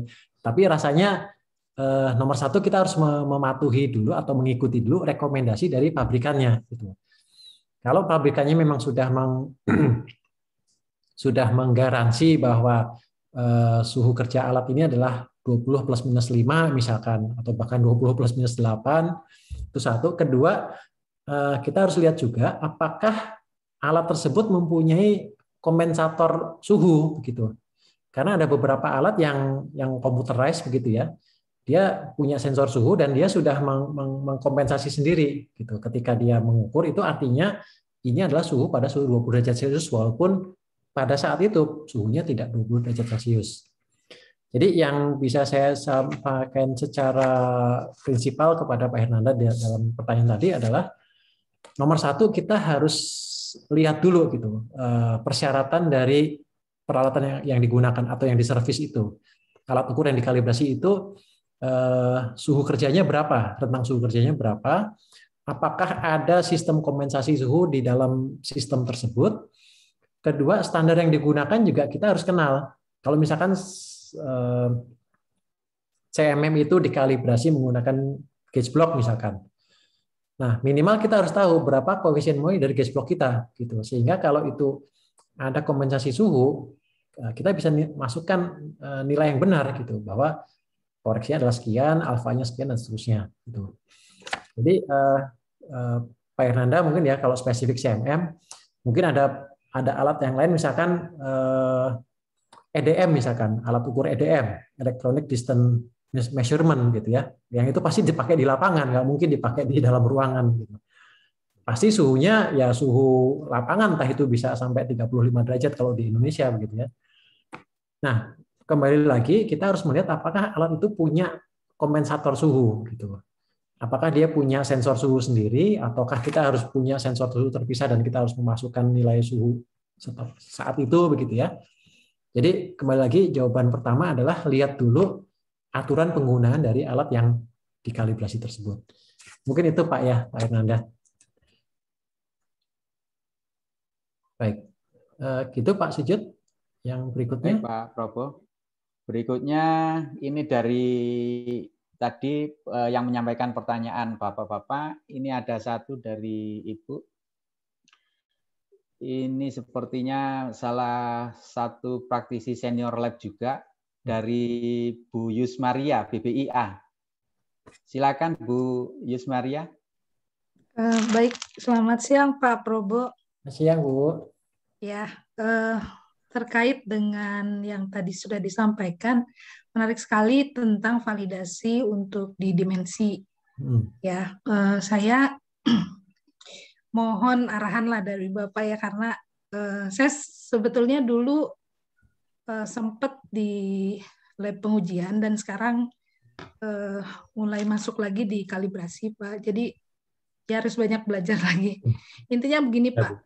Selama di pengujian kan kalau kita misalnya melakukan validasi kita akan menggunakan standar acuan mau CRM atau kita melakukan spiking dan sebagainya. Nah, hal baru di kalibrasi sekarang kan memang harus ada validasi dan verifikasi. Intinya seperti itu ya Pak ya untuk aturan baru. Melihat dari yang tadi Bapak sampaikan di di awal untuk penggunaan beberapa suhu yang diperlihatkan itu apakah bisa kami jadikan acuan ya untuk di lab massa, di lab tekanan dan lain sebagainya seperti itu, dan di lab instrumen salah satunya untuk perbedaan suhu lah ya. Nah, satu lagi untuk sertifikat yang sudah dikalibrasi oleh NMI misalnya gitu Pak. Apakah itu juga menjadi acuan kami pada saat melakukan validasi Pak? Jadi saya masih mindsetnya masih mikirin kayak di pengujian seperti itu Pak. Apakah dikalibrasi lebih simpel untuk validasi masing-masing ruang lingkup lah istilahnya seperti itu. Ya. Makasih Pak, mohon pencerahannya. Ya, makasih Bu. Saya coba tangkap pertanyaannya. Yang pertama tadi, apakah ide saya atau konsep yang saya sampaikan tadi itu bisa dipertanggungjawabkan sebagai dasar ketika Bapak atau Ibu menetapkan suatu aturan di lab Bapak Ibu gitu ya. Nah, ini enaknya metodologi teknis itu adalah kita tidak mengacu ke aturan, tetapi kita mengacu kepada bukti gitu. Nah, ketika kita punya bukti, nah bukti itulah menjadi validasi. Validasi bahwa apa yang saya lakukan ini valid. Valid itu artinya ya bisa diterima gitu ya. Jadi tadi mungkin kalau dipersempit pertanyaannya, kalau misalkan Ibu tadi mau mengubah suatu kondisi persyaratan tertentu di lab kalibrasi, boleh atau tidak? Ya. Nah, itu harus divalidasi. Jadi pertanyaannya kan itu valid atau tidak. Jadi jawabannya adalah melakukan validasi. Validasi ya salah satu cara yang pendekatan yang paling gampang yang paling umum adalah membandingkan atau uji banding, gitu ya. Uji banding kalau diukur dalam kondisi yang dimodifikasi tadi diukur dengan di kondisi yang standar, sama nggak hasilnya? Kalau itu masih sama ya kita bisa mengatakan yang hasil modifikasi ini masih valid. Ya, tetapi kalau ternyata beda hasilnya, nah berarti ini nggak boleh, ini nggak bisa, ini harus dimodifikasi lagi sampai dia ketemu hasil yang sama dengan kondisi standar, gitu ya. Ya saya belum menangkap betul tadi yang apakah sertifikat dari NMI itu bisa dipakai sebagai validasi, tapi kalau maksudnya Ibu mau melakukan pembandingan dengan NMI misalkan, jadi misalkan Ibu mengkalibrasi timbangan misalkan.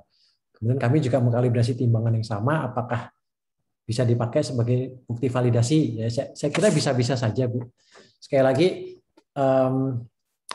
kalau kita melakukan pendekatan berbasis evidence, begitu ya, berbasis bukti, yang penting adalah ini evidence-nya, ini ada buktinya, saya pernah melakukan uji banding seperti ini, kemudian reasoning-nya, argumentasinya, begitu. Mengapa saya mengatakan ini valid? Begini, ya. Kalau kita bisa mempertahankan argumen itu, ya, itu adalah bukti validasi yang valid, bukti validasi yang benar. Verifikasi, kalau saya tidak salah menangkap, gitu ya, itu di ISO 17002 itu juga sudah diuraikan di situ. Verifikasi lebih kepada pemastian bahwa kita mampu atau sanggup menerapkan metode tersebut, gitu ya. Tetapi kalau validasi lebih kepada membuktikan apakah metode tersebut itu memberikan nilai yang bisa diterima atau tidak, gitu. Mungkin itu Pak dari yang untuk Bu Yus. Baik, terima kasih Pak Probo.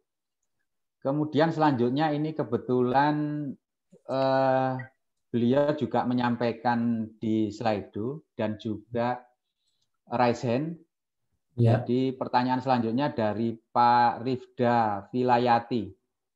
Silakan Pak Rifda. Halo. Halo. Ya Pak. Pak Rifda. Ya, kedengeran ya Pak ya, suara saya. Kedengeran Pak. Ini gini Pak, agak melenceng sedikit dari pertanyaan-pertanyaan sebelumnya. Saya ini mau tanya untuk kalibrasi volumetrik Pak. Kalau untuk kalibrasi volumetrik itu kan suhu sangat berpengaruh sekali ya Pak ya, apalagi untuk massa jenis air yang dipakai. Nah ini saya ambil contoh ya Pak ya, kalau misalnya saya ingin kalibrasi labu takar maksud saya, labu takar 1000 mili atau 1 liter. Itu toleransi yang ditetapkan berdasarkan USP itu plus minus 0,4 mili. Nah, jika saya mengkalibrasi labu takar itu dengan timbangan 2 digit ya Pak ya, resolusi 0,01, kalau berdasarkan teori massa sebenarnya, berdasarkan kalau saya hitung pada suhu 20, asumsikan suhu air saya itu 20 ya Pak ya, setimbang antara ruangan dan air. Itu kalau air dengan suhu 20, saya hitung pada nominal 1000 mili. Pas itu massa yang akan saya dapatkan itu 998,20. Itu selisihnya 1,4 mili Pak dari nominal labu takar itu. Sedangkan toleransi untuk labu takar itu berdasarkan USP adalah 0,4. Jadi saya harus mengangkat dengan rumus itu, rumus VT atau konversi ke suhu 20 itu kisaran 1 mili Pak. Dan itu menurut saya terlalu besar kalau diangkat dengan misalnya kita tambahkan faktor-faktor seperti tekanan udara, massa jenis anak timbang, ataupun koefisien muai bahan, itu tidak akan mencapai sebesar 1 mili Pak nanti konversinya. Lah ini mohon pencerahannya Pak. Soalnya beberapa kali saya coba dengan alat yang berbeda atau dengan UUT yang berbeda, itu tidak masuk. Jadi toleransi hasil kalibrasi saya dengan toleransi yang ditetapkan di alat yang dengan mengklaim dia grade A dengan plus minus 0,4 mili itu. Terima kasih Pak. Ya, terima kasih Pak Rifda. Pak Rifda ya. Ya, saya pikir pendekatan Bapak sudah sama Pak dengan saya Pak tadi. Jadi Bapak memperhitungkan masukan-masukan tadi, kemudian Bapak hitung dan ternyata nilainya mencapai atau tidak dari spek yang diharapkan gitu ya. Sehingga tadi Bapak mengatakan oh ternyata nggak masuk gitu ya. Artinya memang ada kondisi yang memang harus dijaga lebih ketat begitu barangkali Pak ya. Ini itu kalau saya nggak salah nangkap pertanyaannya Pak ya.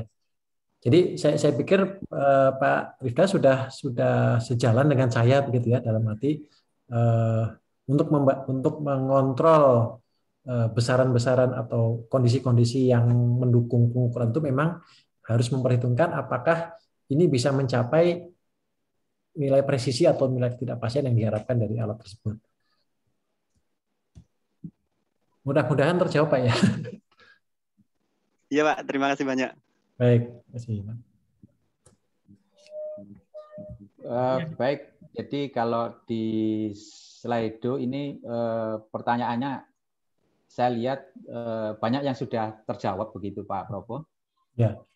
Jadi ada yang mirip tadi sudah sempat dibahas. Jadi ini ada masih ada 2 lagi yang raise hand. Kita lanjutkan. Selanjutnya dari Pak. Yang di kolom chat dulu barangkali Pak. Oh, yang di kolom chat. Baik Pak. Banyak juga ini Pak. Oh iya, yang di kolom chat banyak ini.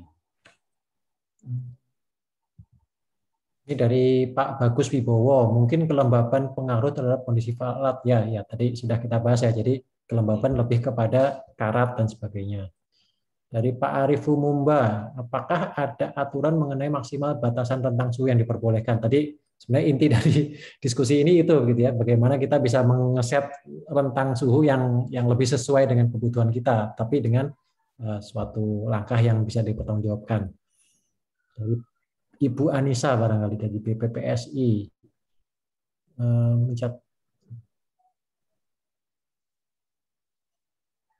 Ini dari Bu Anissa, dalam penetapan persyaratan lingkungan lab, kami melakukan pencatatan ruang 3 kali. Dari hasil fluktuasi suhu, baru kami menentukan persyaratan ruang kalibrasi.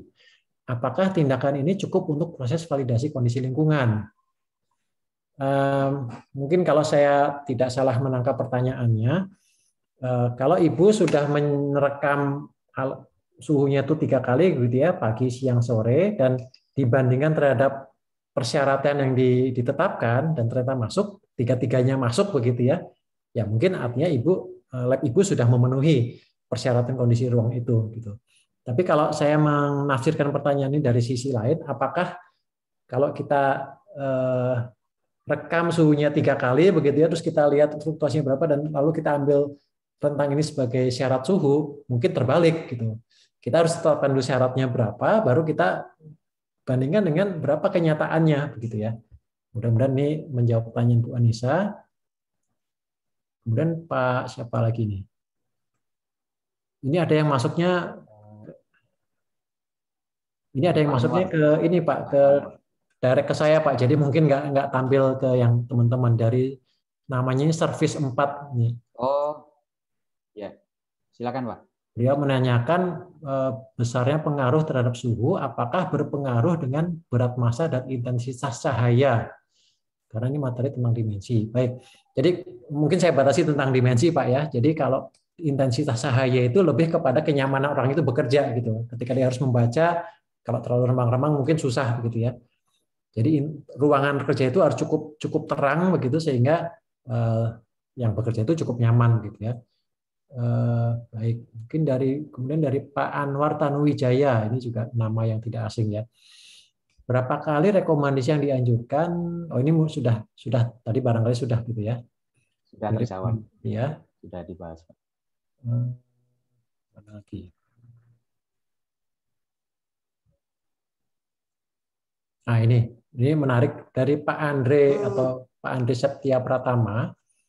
Jadi mungkin ujungnya pertanyaan itu adalah sebaiknya nilai ketidakpastian yang diharapkan seperti apa idealnya. Jadi kan tadi saya menceritakan bahwa kalau kita mau menetapkan rentang suhu, kita harus tahu dulu ujungnya di mana itu. Ujungnya adalah ketidakpastian dari layanan kita, gitu ya. Jadi kalau Bapak mengkalibrasi mikrometer atau mengkalibrasi pita ukur atau mungkin yang lain kalibrasi timbangan yang lain-lain. Justru kita yang harus menetapkan. Saya atau Bapak atau Ibu mau mengkalibrasi alat ini dengan ketidakpastian berapa. Nah, pembatasnya apa? Pembatasnya pasti kebutuhan pelanggan. Pelanggan itu butuh ketidakpastian berapa besar. Gitu. Jadi misalkan untuk mikrometer misalkan. Oh, mungkin saya targetkan 1 sampai 1,5 mikrometer misalkan.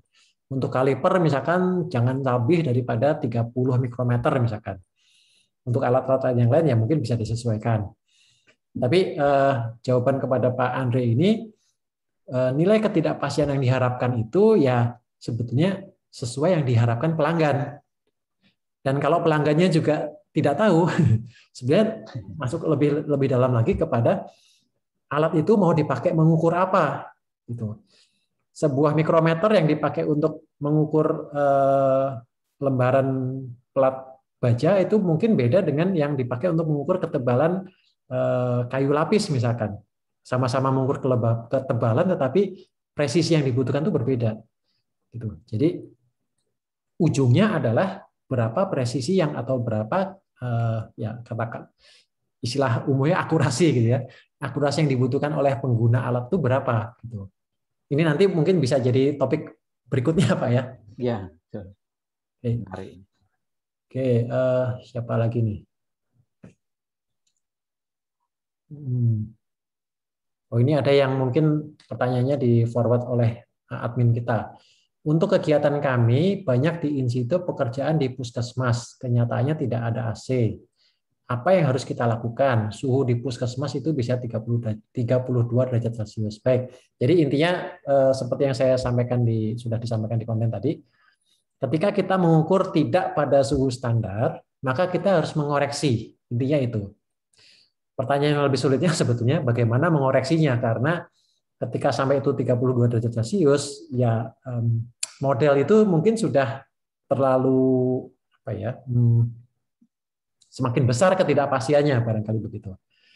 Jadi satu-satunya yang saya bisa lakukan adalah, yang bisa saya sarankan adalah mungkin ketidakpastian diperbesar, karena alfanya itu ketidakpastian dari alfanya pasti sudah lebih besar lagi. Gitu. Jadi dengan model yang sama, tetapi dengan memasukkan nilai estimasi yang lebih besar untuk nilai-nilai ketidakpastiannya. Mungkin secara aplikasinya seperti itu. Baik, masih banyak ini.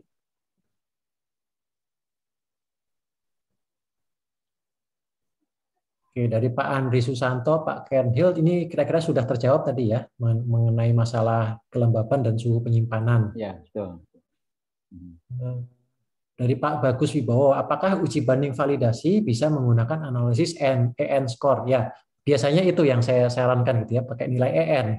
Ketika nilai EN itu masih di bawah 1, ya artinya dua hasil pengukuran itu walaupun berbeda, tapi dia masih saling bercakup gitu ya. Tapi kalau EN-nya lebih besar lebih dari 1, artinya mereka itu nggak ketemu gitu ya. Jadi betul Pak Bagus, itu bisa menggunakan EN score gitu ya. Lalu ini juga yang direct ini Pak, mungkin nggak kelihatan di teman-teman. Untuk peletakan termohigro saat sedang kalibrasi sebaiknya di mana ya Pak? Nah tadi kembali lagi bahwa yang kita butuhkan itu adalah suhu benda yang kita ukur. Ya, kalau kita mengukur benda ini ya kita perlu tahu suhu benda ini. Jadi kalau ini alat ukurnya ya coba alat ukurnya itu didekatkan sedekat mungkin dan cukup lama. Jadi bukan ditaruh, oh dibaca langsung selesai gitu ya. Itu belum kebaca gitu. Jadi termohigronya mungkin taruh di dekat benda yang mau diukur, lebih nempel, lebih bagus gitu ya. Jadi kalau bisa nempel betul di bendanya itu lebih bagus. Karena apa? Karena dia akan menyamakan suhunya gitu. Dan ditunggu sampai stabil. Sampai pembacanya, oh ini sudah stabil gitu. Ya, jadi Pak siapa ini? Pak nama PT-nya PT Ganesha. Jadi pengukuran itu usahakan sedekat mungkin dengan benda yang diukur. Lalu, masih banyak. Ini dari Bu Intan Puspitasari. Mungkin tadi saya mengatakan kalau nilainya tidak berbeda signifikan, itu artinya masih bisa dianggap valid. Gitu. Ini mirip dengan pertanyaan Pak Bagus tadi, gitu ya. Salah satu pengukurannya adalah dengan EN. Dengan nilai EN. Jadi kalau kita punya satu nilai pengukuran dan kita punya nilai pengukuran yang lain, kalau EN-nya itu kurang dari 1, artinya mereka itu masih saling mencakup. Tapi kalau EN-nya itu lebih besar daripada 1, artinya mereka itu sebenarnya nggak ketemu, gitu, tidak akur. Ya. Jadi kalau EN-nya kurang dari 1, artinya itu masih saling mencakup rentang yang mirip, gitu ya. Tapi kalau lebih besar daripada 1, artinya mereka sama sekali nggak bersesuaian. Jadi itu mungkin Bu Intan penjelasannya. Siapa lagi? Ini juga dari Bu Dinda Rachel Alia. Ini juga DM ke saya. Bagaimana menetapkan kelembaban untuk syarat kondisi lingkungan lab tekanan? Nah, kalau lab tekanan, mohon maaf saya tidak tahu banyak, Ibu. Nanti harus tanya ke teman saya yang ahli tekanan. Tapi mungkin secara umum gitu ya, Ibu harus melihat lagi ke model matematisnya. Apakah model matematis itu mengkompensasi buoyancy? Jadi kalau massa, kelembaban itu berpengaruh kepada buoyancy. Gitu. kepada lebih tepatnya kepada massa jenis udara gitu ya. Nah, yang saya dengar-dengar dari teman di massa itu ada namanya conventional mass dengan true mass gitu ya. Kalau kita mau tahu true mass-nya, kita harus mengkoreksi buoyancy yang salah satu inputnya itu dari kelembaban gitu. Jadi kalau menetapkan syarat kelembaban, barangkali bisa mengacu ke OEML tadi, Bu, karena di situ juga ada persyaratan kelembaban untuk pengukuran massa yang pada akhirnya juga berpengaruh pada pengukuran tekanan kalau itu menggunakan DWT ya. Tapi kalau bukan DWT, saya kira mungkin mungkin saya menduga ini tidak terlalu berdampak gitu. Tapi mohon maaf, saya bukan ahli bukan ahli tekanan, jadi ini nanti saya perlu minta masukan dari teman-teman yang lebih ahli mengenai tekanan. Gitu. Oke, nah ini terakhir langsung dari Pak Anwar lagi. Untuk kompensasi suhu, jika standar gas block jenis keramik, berarti nilai balok ukur tersebut tidak kita hitung model matematis berdasarkan pengaruh suhunya. Mungkin apakah maksud Pak Anwar itu karena keramik itu koefisiennya kecil sekali, ya jauh lebih kecil daripada metal. Apakah berarti tidak diukur ya? Sebetulnya gini Pak, kalau kita mengukur keramik dengan keramik mungkin iya sama-sama tidak pasnya kecil gitu. Tapi kalau kita mengukur standar keramik dengan sebuah misalkan benda dari metal gitu ya, keramik lawan metal, pasti akan beda alfanya begitu, sehingga pengaruh alfa itu, pengaruh koefisien mu itu menjadi penting gitu. Jadi kalau Bapak mengukur atau mengkalibrasi menggunakan gas block keramik, perlu diperhatikan juga yang diukur itu apa, yang dibandingkan dengan keramik itu materialnya apa gitu. Kalau sama-sama keramik ya berarti harus ada kompensasi lagi. Mungkin gitu Pak, secara singkatnya begitu ya. Mungkin satu lagi yang resen Pak Sujud. Baik Pak, untuk yang resen tadi ini ada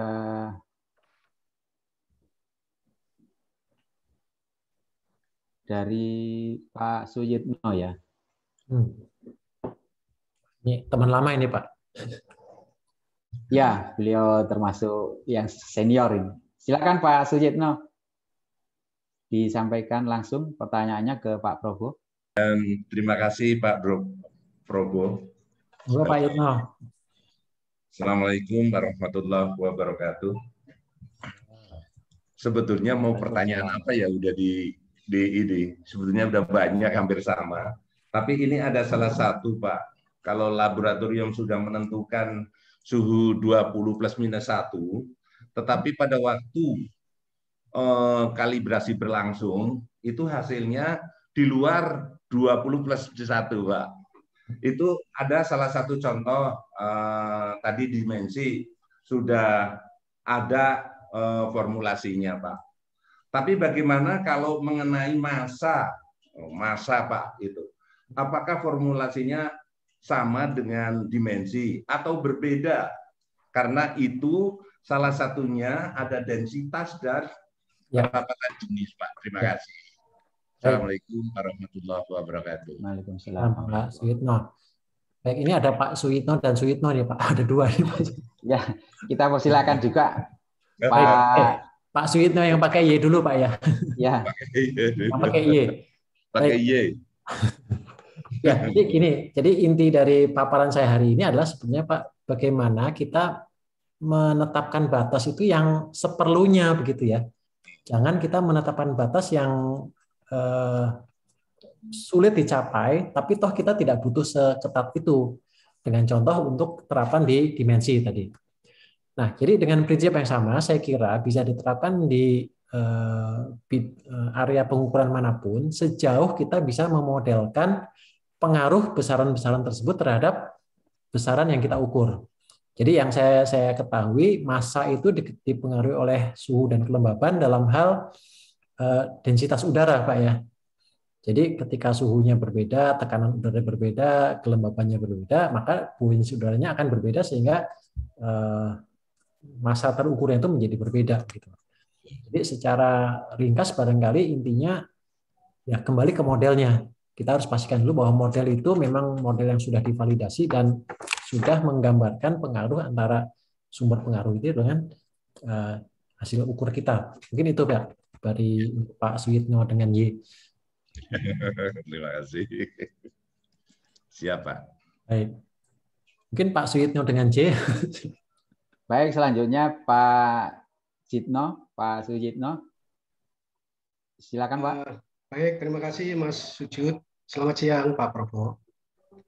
Selamat siang. Ya, jadi dari penjelasan Pak Probo tadi sudah memberikan beberapa ilustrasi, terutama saya yang tertarik tadi contoh mikrometer dan kaliper, Pak. Tadi yang mikrometer Bapak memberikan beberapa contoh sampai delta T-nya itu 10. Dengan katakanlah nilai ketidakpastian yang diharapkan di bawah 1 mikro. Ya. Kemudian contoh berikutnya adalah kaliper. Ya. Itu bisa dianggap memenuhi kalau yang di atas berapa tadi itu? Suhu di bawah maksimal 2,5 derajat plus minusnya. Deltanya ya Pak ya? Ya. Ya. Kemudian terkait data ini Pak, katakanlah secara persyaratan itu ditetapkannya adalah 20 plus minus 1. Namun pelaksanaannya dikalibrasi pada suhu 22,5 pun masih memenuhi. Ya Pak ya, nilai ketidakpastiannya. Tadi Pak Prabowo menyampaikan data yang disampaikan itu pada suhu 20. Mungkin ini perlu penjelasan lebih lebih komprehensif supaya teman-teman ini tidak salah pengertian. Itu yang pertama. Yang kedua, terkait pelaporan kalibrasi.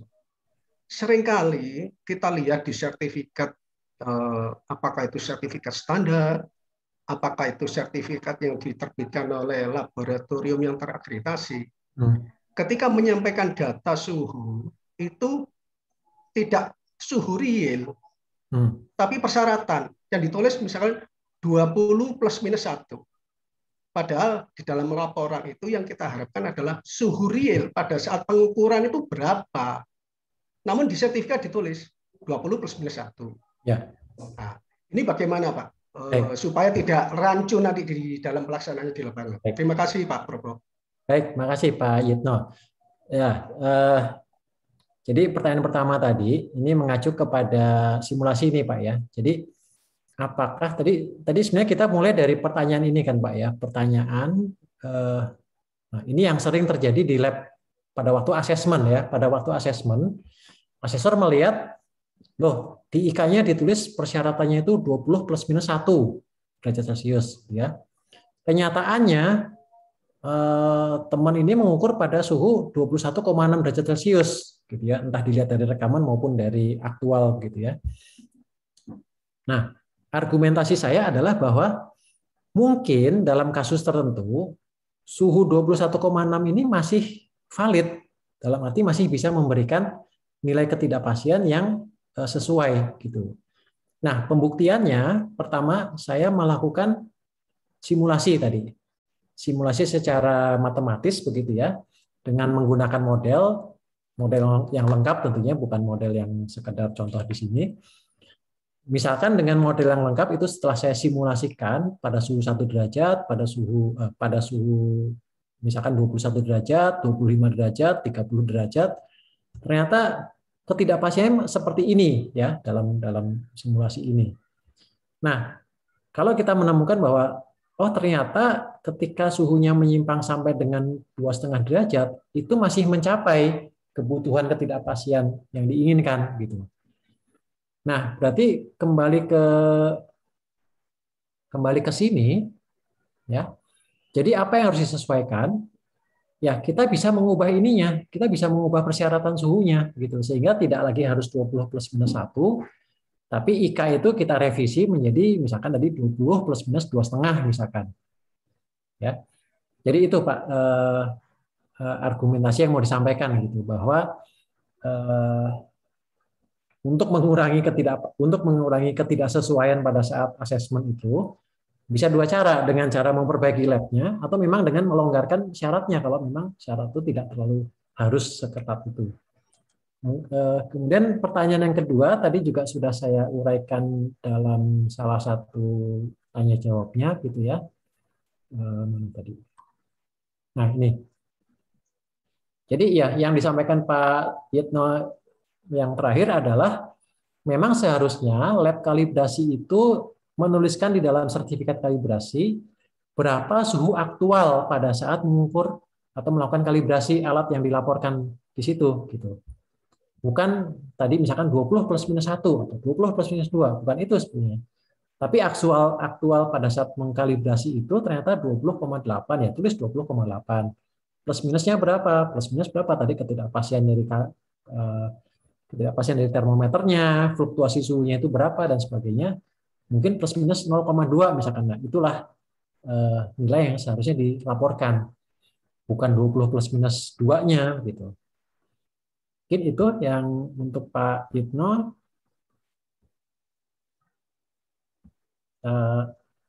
Gimana Pak Sujud? Kita masih ada sedikit waktu. Ini masih satu lagi ada yang raise hand. Gimana Pak Probo? Pak Anwar, boleh? Pak Anwar ya. Baik, silakan Pak Anwar Tanuwijaya menyampaikan langsung pertanyaannya ke Pak Probo. Selamat sore Pak Probo. Iya Pak Anwar. Iya, saya terkait dengan standar Pak. Jadi jika standar kita jenis keramik Pak, berarti kan koefisien muainya itu lebih kecil dibanding metal. Iya. Nah, dengan kondisi seperti ini, apakah UUT yang tadi saya maksud itu harus kita tahu dulu nih suhu batang metalnya itu, contoh seperti kaliper, mikrometer, ataupun alat sejenisnya Pak. Nah, itu pertanyaan saya. Terus yang kedua, berarti dengan kata lain, standar gas block kita yang jenis keramik bisa melakukan pengerjaan onset di perusahaan atau industri dengan kondisi suhu ruang yang kita bisa abaikan lah ya, karena koefisiensinya itu nggak terlalu signifikan untuk yang jenis keramik Pak. Ya Pak, paling itu aja Pak. Ya, ya gini Pak Anwar. Jadi ya Pak. Di dalam model matematis yang saya buat, yang saya pakai bukan yang saya buat, yang saya pakai tadi, ini saya balik lagi ke sini. Model matematis. Ya. Di model matematis yang kita gunakan di sini, Bapak Ibu, di sini mengasumsikan bahwa alfa antara UUT dengan standar itu sama atau mirip sekali gitu. Jadi sama-sama baja, ya. Bahkan bukan baja dengan baja tungsten misalkan, baja biasa misalkan ya kita sebut, mohon maaf ini saya nyebut merek gitu ya, merek yang paling misalkan Mitutoyo misalkan ya, mikrometernya Mitutoyo, gas blocknya Mitutoyo juga gitu. Jadi mungkin materialnya mirip-mirip sehingga apa yang terjadi ketika dia misalkan ini gas blocknya, misalkan ini mikrometer gitu ya. Ketika memuai, maka dua-duanya juga memuai dengan besaran yang sama gitu. Karena alfanya sama. Jadi saya mengukur saya mengkalibrasi mikrometer itu menggunakan gas block tersebut pada suhu yang bervariasi, hasil akhirnya akan mirip-mirip gitu. Karena apa? Karena dua-duanya memuai dengan besaran yang sama gitu. Yang satu memuai, yang satu juga memuai gitu. Tapi kalau yang satu ini keramik, yang satu ini baja, maka ketika suhunya sudah lebih panas, yang ini baru memuai sedikit, yang ini memuainya lebih banyak, gitu Pak. Sehingga apa yang terjadi? Hasil ukur atau hasil kalibrasinya pasti berbeda. Oke. Jadi itu yang perlu diperhatikan ketika menggunakan gas block keramik. Justru dia lebih ketat Pak syarat suhunya. Karena apa? Kita nggak bisa lagi mengkompensasi ke mikrometer atau benda-benda lain yang kita ukur. Mungkin perlu dicatat bahwa salah satu keunggulan keramik itu lebih kepada resistensi goresan begitu ya. Jadi kalau gas block baja itu masih bisa tergores gitu, tapi kalau keramik itu masih lebih kuat gitu. Jadi itu mungkin yang perlu dipertimbangkan Pak ketika menggunakan standar dari keramik Pak ya.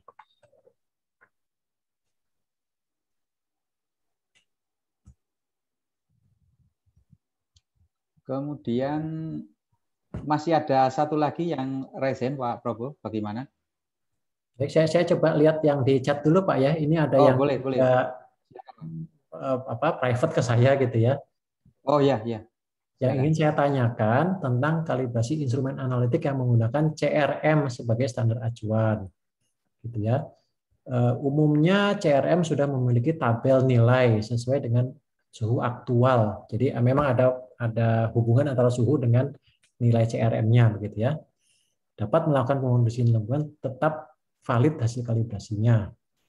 Nah, dengan situasi ini, apakah boleh LK tidak menetapkan persyaratan kondisi lingkungan untuk kalibrasi instrumen analitik? Ya, jadi ini saya garis bawahi pertanyaannya.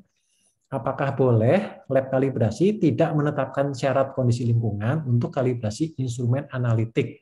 Ya, mungkin jawaban saya pertama, pasti instrumen tersebut juga pasti ada batas rentang suhu kerjanya, gitu. Jadi nomor satu ya yang harus dipenuhi adalah rentang suhu kerja untuk instrumen tersebut. Tidak mungkin terlalu ekstrim gitu kan. Kedua ya rentang suhu kerja dari CRM-nya sendiri gitu. Jadi dari situ pasti ada batasan, tetap ada batasan pada suhu berapakah kalibrasi instrumen analitik bisa dilakukan, yaitu pada suhu kerja si instrumen dan juga CRM-nya begitu, Pak. Kemudian ini Pak atau Ibu Aminullah izin bertanya, bagaimana jika dalam proses kalibrasi tiba-tiba suhu keluar dari persyaratan karena suhu fluktuasi? Oke, jadi intinya barangkali fluktuasi ya. Bagaimana kita menangani efek dari fluktuasi suhu? Jadi pertama bahwa pada saat kita mengkalibrasi mestinya suhu itu stabil gitu. Ya tidak, ya mungkin berubah sedikit tapi tidak terlalu ekstrim gitu ya. Jadi nomor satu, kita butuh kestabilan suhu. Karena apa? Kita butuh menetapkan berapa suhu pada saat kita mengukur benda tersebut. Gitu. Kalau dia berubah tiba-tiba terlalu ekstrim, saya kira ini kita tidak bisa menggunakan data itu lagi. Gitu. Jadi mungkin yang bisa saya sarankan adalah lakukan pengukuran itu sedikit-sedikit. Gitu. Jangan memaksakan pengukuran itu harus sekaligus gitu sehingga butuh waktu yang panjang dan ada resiko suhu itu sudah berubah jauh gitu. Baik, ini Pak. Baik, mungkin ke Bu atau Pak nih, siapa nih? Tiara Jaya Kalibrasi, Pak. Baik, Pak. Saya persilakan dari ini nama organisasinya kayaknya. Nama labnya kayaknya. Nama labnya ya. Silakan dari Lab Tiara Jaya Kalibrasi, Bapak atau Ibu. Assalamualaikum Pak. Waalaikumsalam. Pak. Dari siapa Pak? Minta tolong disebutkan namanya. Furmansah dari PT Tiara Jaya Kalibrasi Padang Pak. Baik, silakan Pak. Saya melihat dari uraian awal tadi itu ada pembagian metrologi Pak. Metrologi legal dan industri. Yang saya mau tanyakan, apakah metrologi industri ini sama dengan metrologi teknis, Pak? Itu yang pertama. Yang kedua, ini agak menyimpang dikit, Pak. Karena kita ada punya lab pengujian juga yang kita masuki di lapangan. Banyak pertanyaan ke saya, itu masalah ruang timbang mereka, Pak. Apakah di situ dipersyaratkan juga ruangan timbang dalam lab pengujian? Karena mereka mencari di data di yang lain tidak ketemu katanya gitu. Mohon penjelasannya Pak. Terima kasih Pak Probo. Assalamualaikum. Baik Pak Furmansyah. Ya. Ya, tadi mungkin yang paparan Pak Sukis tadi Pak ya di awal mengenai metrologi legal, metrologi industri. Ya, metrologi industri kadang-kadang kita sebut sebagai metrologi teknis gitu ya, karena lebih kepada hal teknisnya begitu, bukan masalah pemenuhan aturan, tetapi lebih kepada pembuktian bahwa hasil pengukuran tersebut valid gitu ya. Lalu pertanyaan yang kedua mengenai di pengujian gitu ya, apakah juga ada syarat-syarat misalkan untuk ruang timbang ya. saya pikir tetap apapun harus ada persyaratan Pak ya. Jadi kita tidak bisa melepaskan sesuatu tanpa kontrol sama sekali. Misalkan ruang timbang, tentu saja timbangan itu sendiri pasti punya karakteristik tentu yang harus dipenuhi juga gitu ya. Ada batas suhu, kelembapan, bahkan getaran kalau timbangan gitu ya. Dan itu pertama-tama kita harus mengacu ke spesifikasi alatnya. Seperti apa yang dipersyaratkan oleh pembuat alat itu gitu. Kedua ya kita lihat juga ketelitian yang diharapkan dari hasil timbangan itu. Apakah itu timbangan obat kah atau timbangan untuk timbangan emas kah atau barangkali hanya timbangan untuk produk pertanian barangkali gitu ya. Tentunya berbeda-beda kebutuhannya gitu. Jadi saya tidak bisa memberikan jawaban secara spesifik, tapi secara umum barangkali bahwa yang penting persyaratan dari alat itu sendiri dipenuhi, kemudian juga melihat dari kebutuhan ketelitian yang diharapkan. Kira-kira secara ringkas itu dulu barangkali Pak Furmansyah. Mungkin kita perlu lebih detail kalau ingin menjawab, ya perlu data lebih gitu ya untuk kalau kita mau lebih detail. Baik Pak, yang di Slido masih ada Pak. Pak Sujud yang barangkali yang di Slido ada dari ini Pak, apa namanya, Bu Agustina UPTD LPMHP Tarakan. Ini berkaitan dengan alat pengujian mikrobiologi. Jadi suhu ruang yang tepat untuk penyimpanan alat pengujian mikrobiologi dan menyimpan alat pengujian kimia yang sudah dikalibrasi. Ya, ya ini pertanyaannya lagi-lagi pertanyaan jawabannya generik seperti yang tadi Pak ya. Kembali ke spesifikasi alat tersebut, gitu. Jadi nggak bisa digeneralisir, tapi biasanya sih kalau alat pengujian ini butuh kelembaban yang relatif rendah gitu ya, mungkin di sekitar 50. Biasanya itu musuhnya adalah kelembaban yang paling sering. Mungkin itu Pak. Baik Pak, saya kira untuk yang di Slido sudah terjawab, sudah disinggung, dibahas dalam penyampaian materi ini.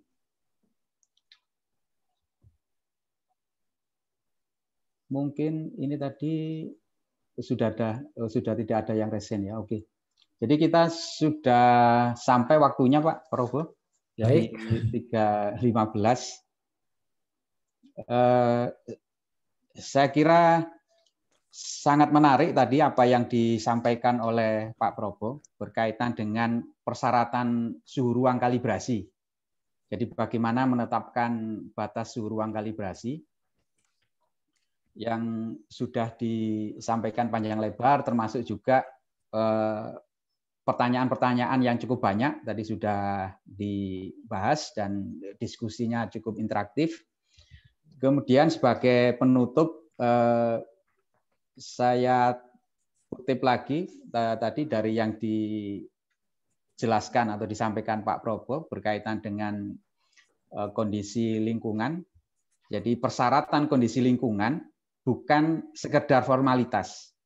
Jadi ini bagi kita praktisi kalibrasi sangat penting untuk memperhatikan persyaratan kondisi lingkungan berkaitan dengan bahwa persyaratan kondisi lingkungan itu dapat mempengaruhi hasil pengukuran. Jadi ketika kondisi lingkungan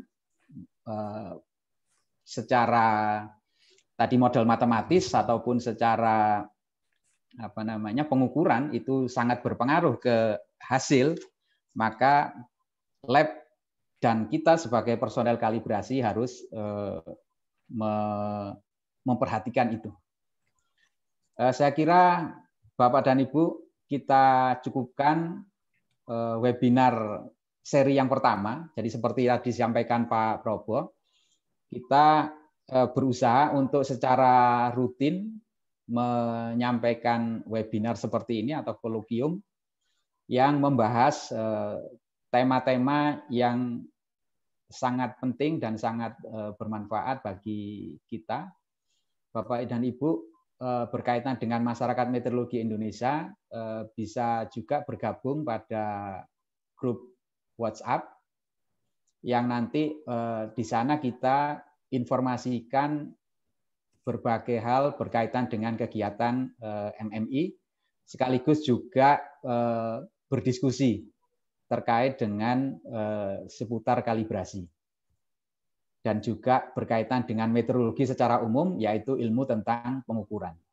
Kemudian ada juga forum kalibrasi, Yahoo Group, itu nanti juga membahas berkaitan dengan pengukuran, berkaitan dengan kalibrasi yang bisa Bapak dan Ibu manfaatkan untuk menambah pengetahuan dan juga menambah wawasan terkait dengan meteorologi.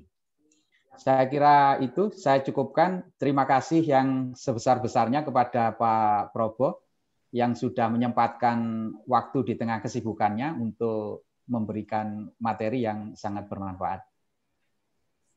Saya kira itu saya akhiri. Selamat sore, salam sehat semua untuk Bapak dan Ibu semua. Terima kasih. Terima kasih Bapak Ibu sekalian. Mohon maaf kalau ada pertanyaan yang belum terjawab. Mudah-mudahan kita bisa ketemu lagi kapan-kapan. Baik, terima kasih Pak Probo. Mohon izin kami tutup Zoom-nya. Silakan Mas Rizky untuk admin. Baik, Pak. Mohon izin Pak untuk meng-close atau menutup Zoom-nya. Baik, terima kasih Mas Rizky. Ya, Assalamualaikum. Selamat sore.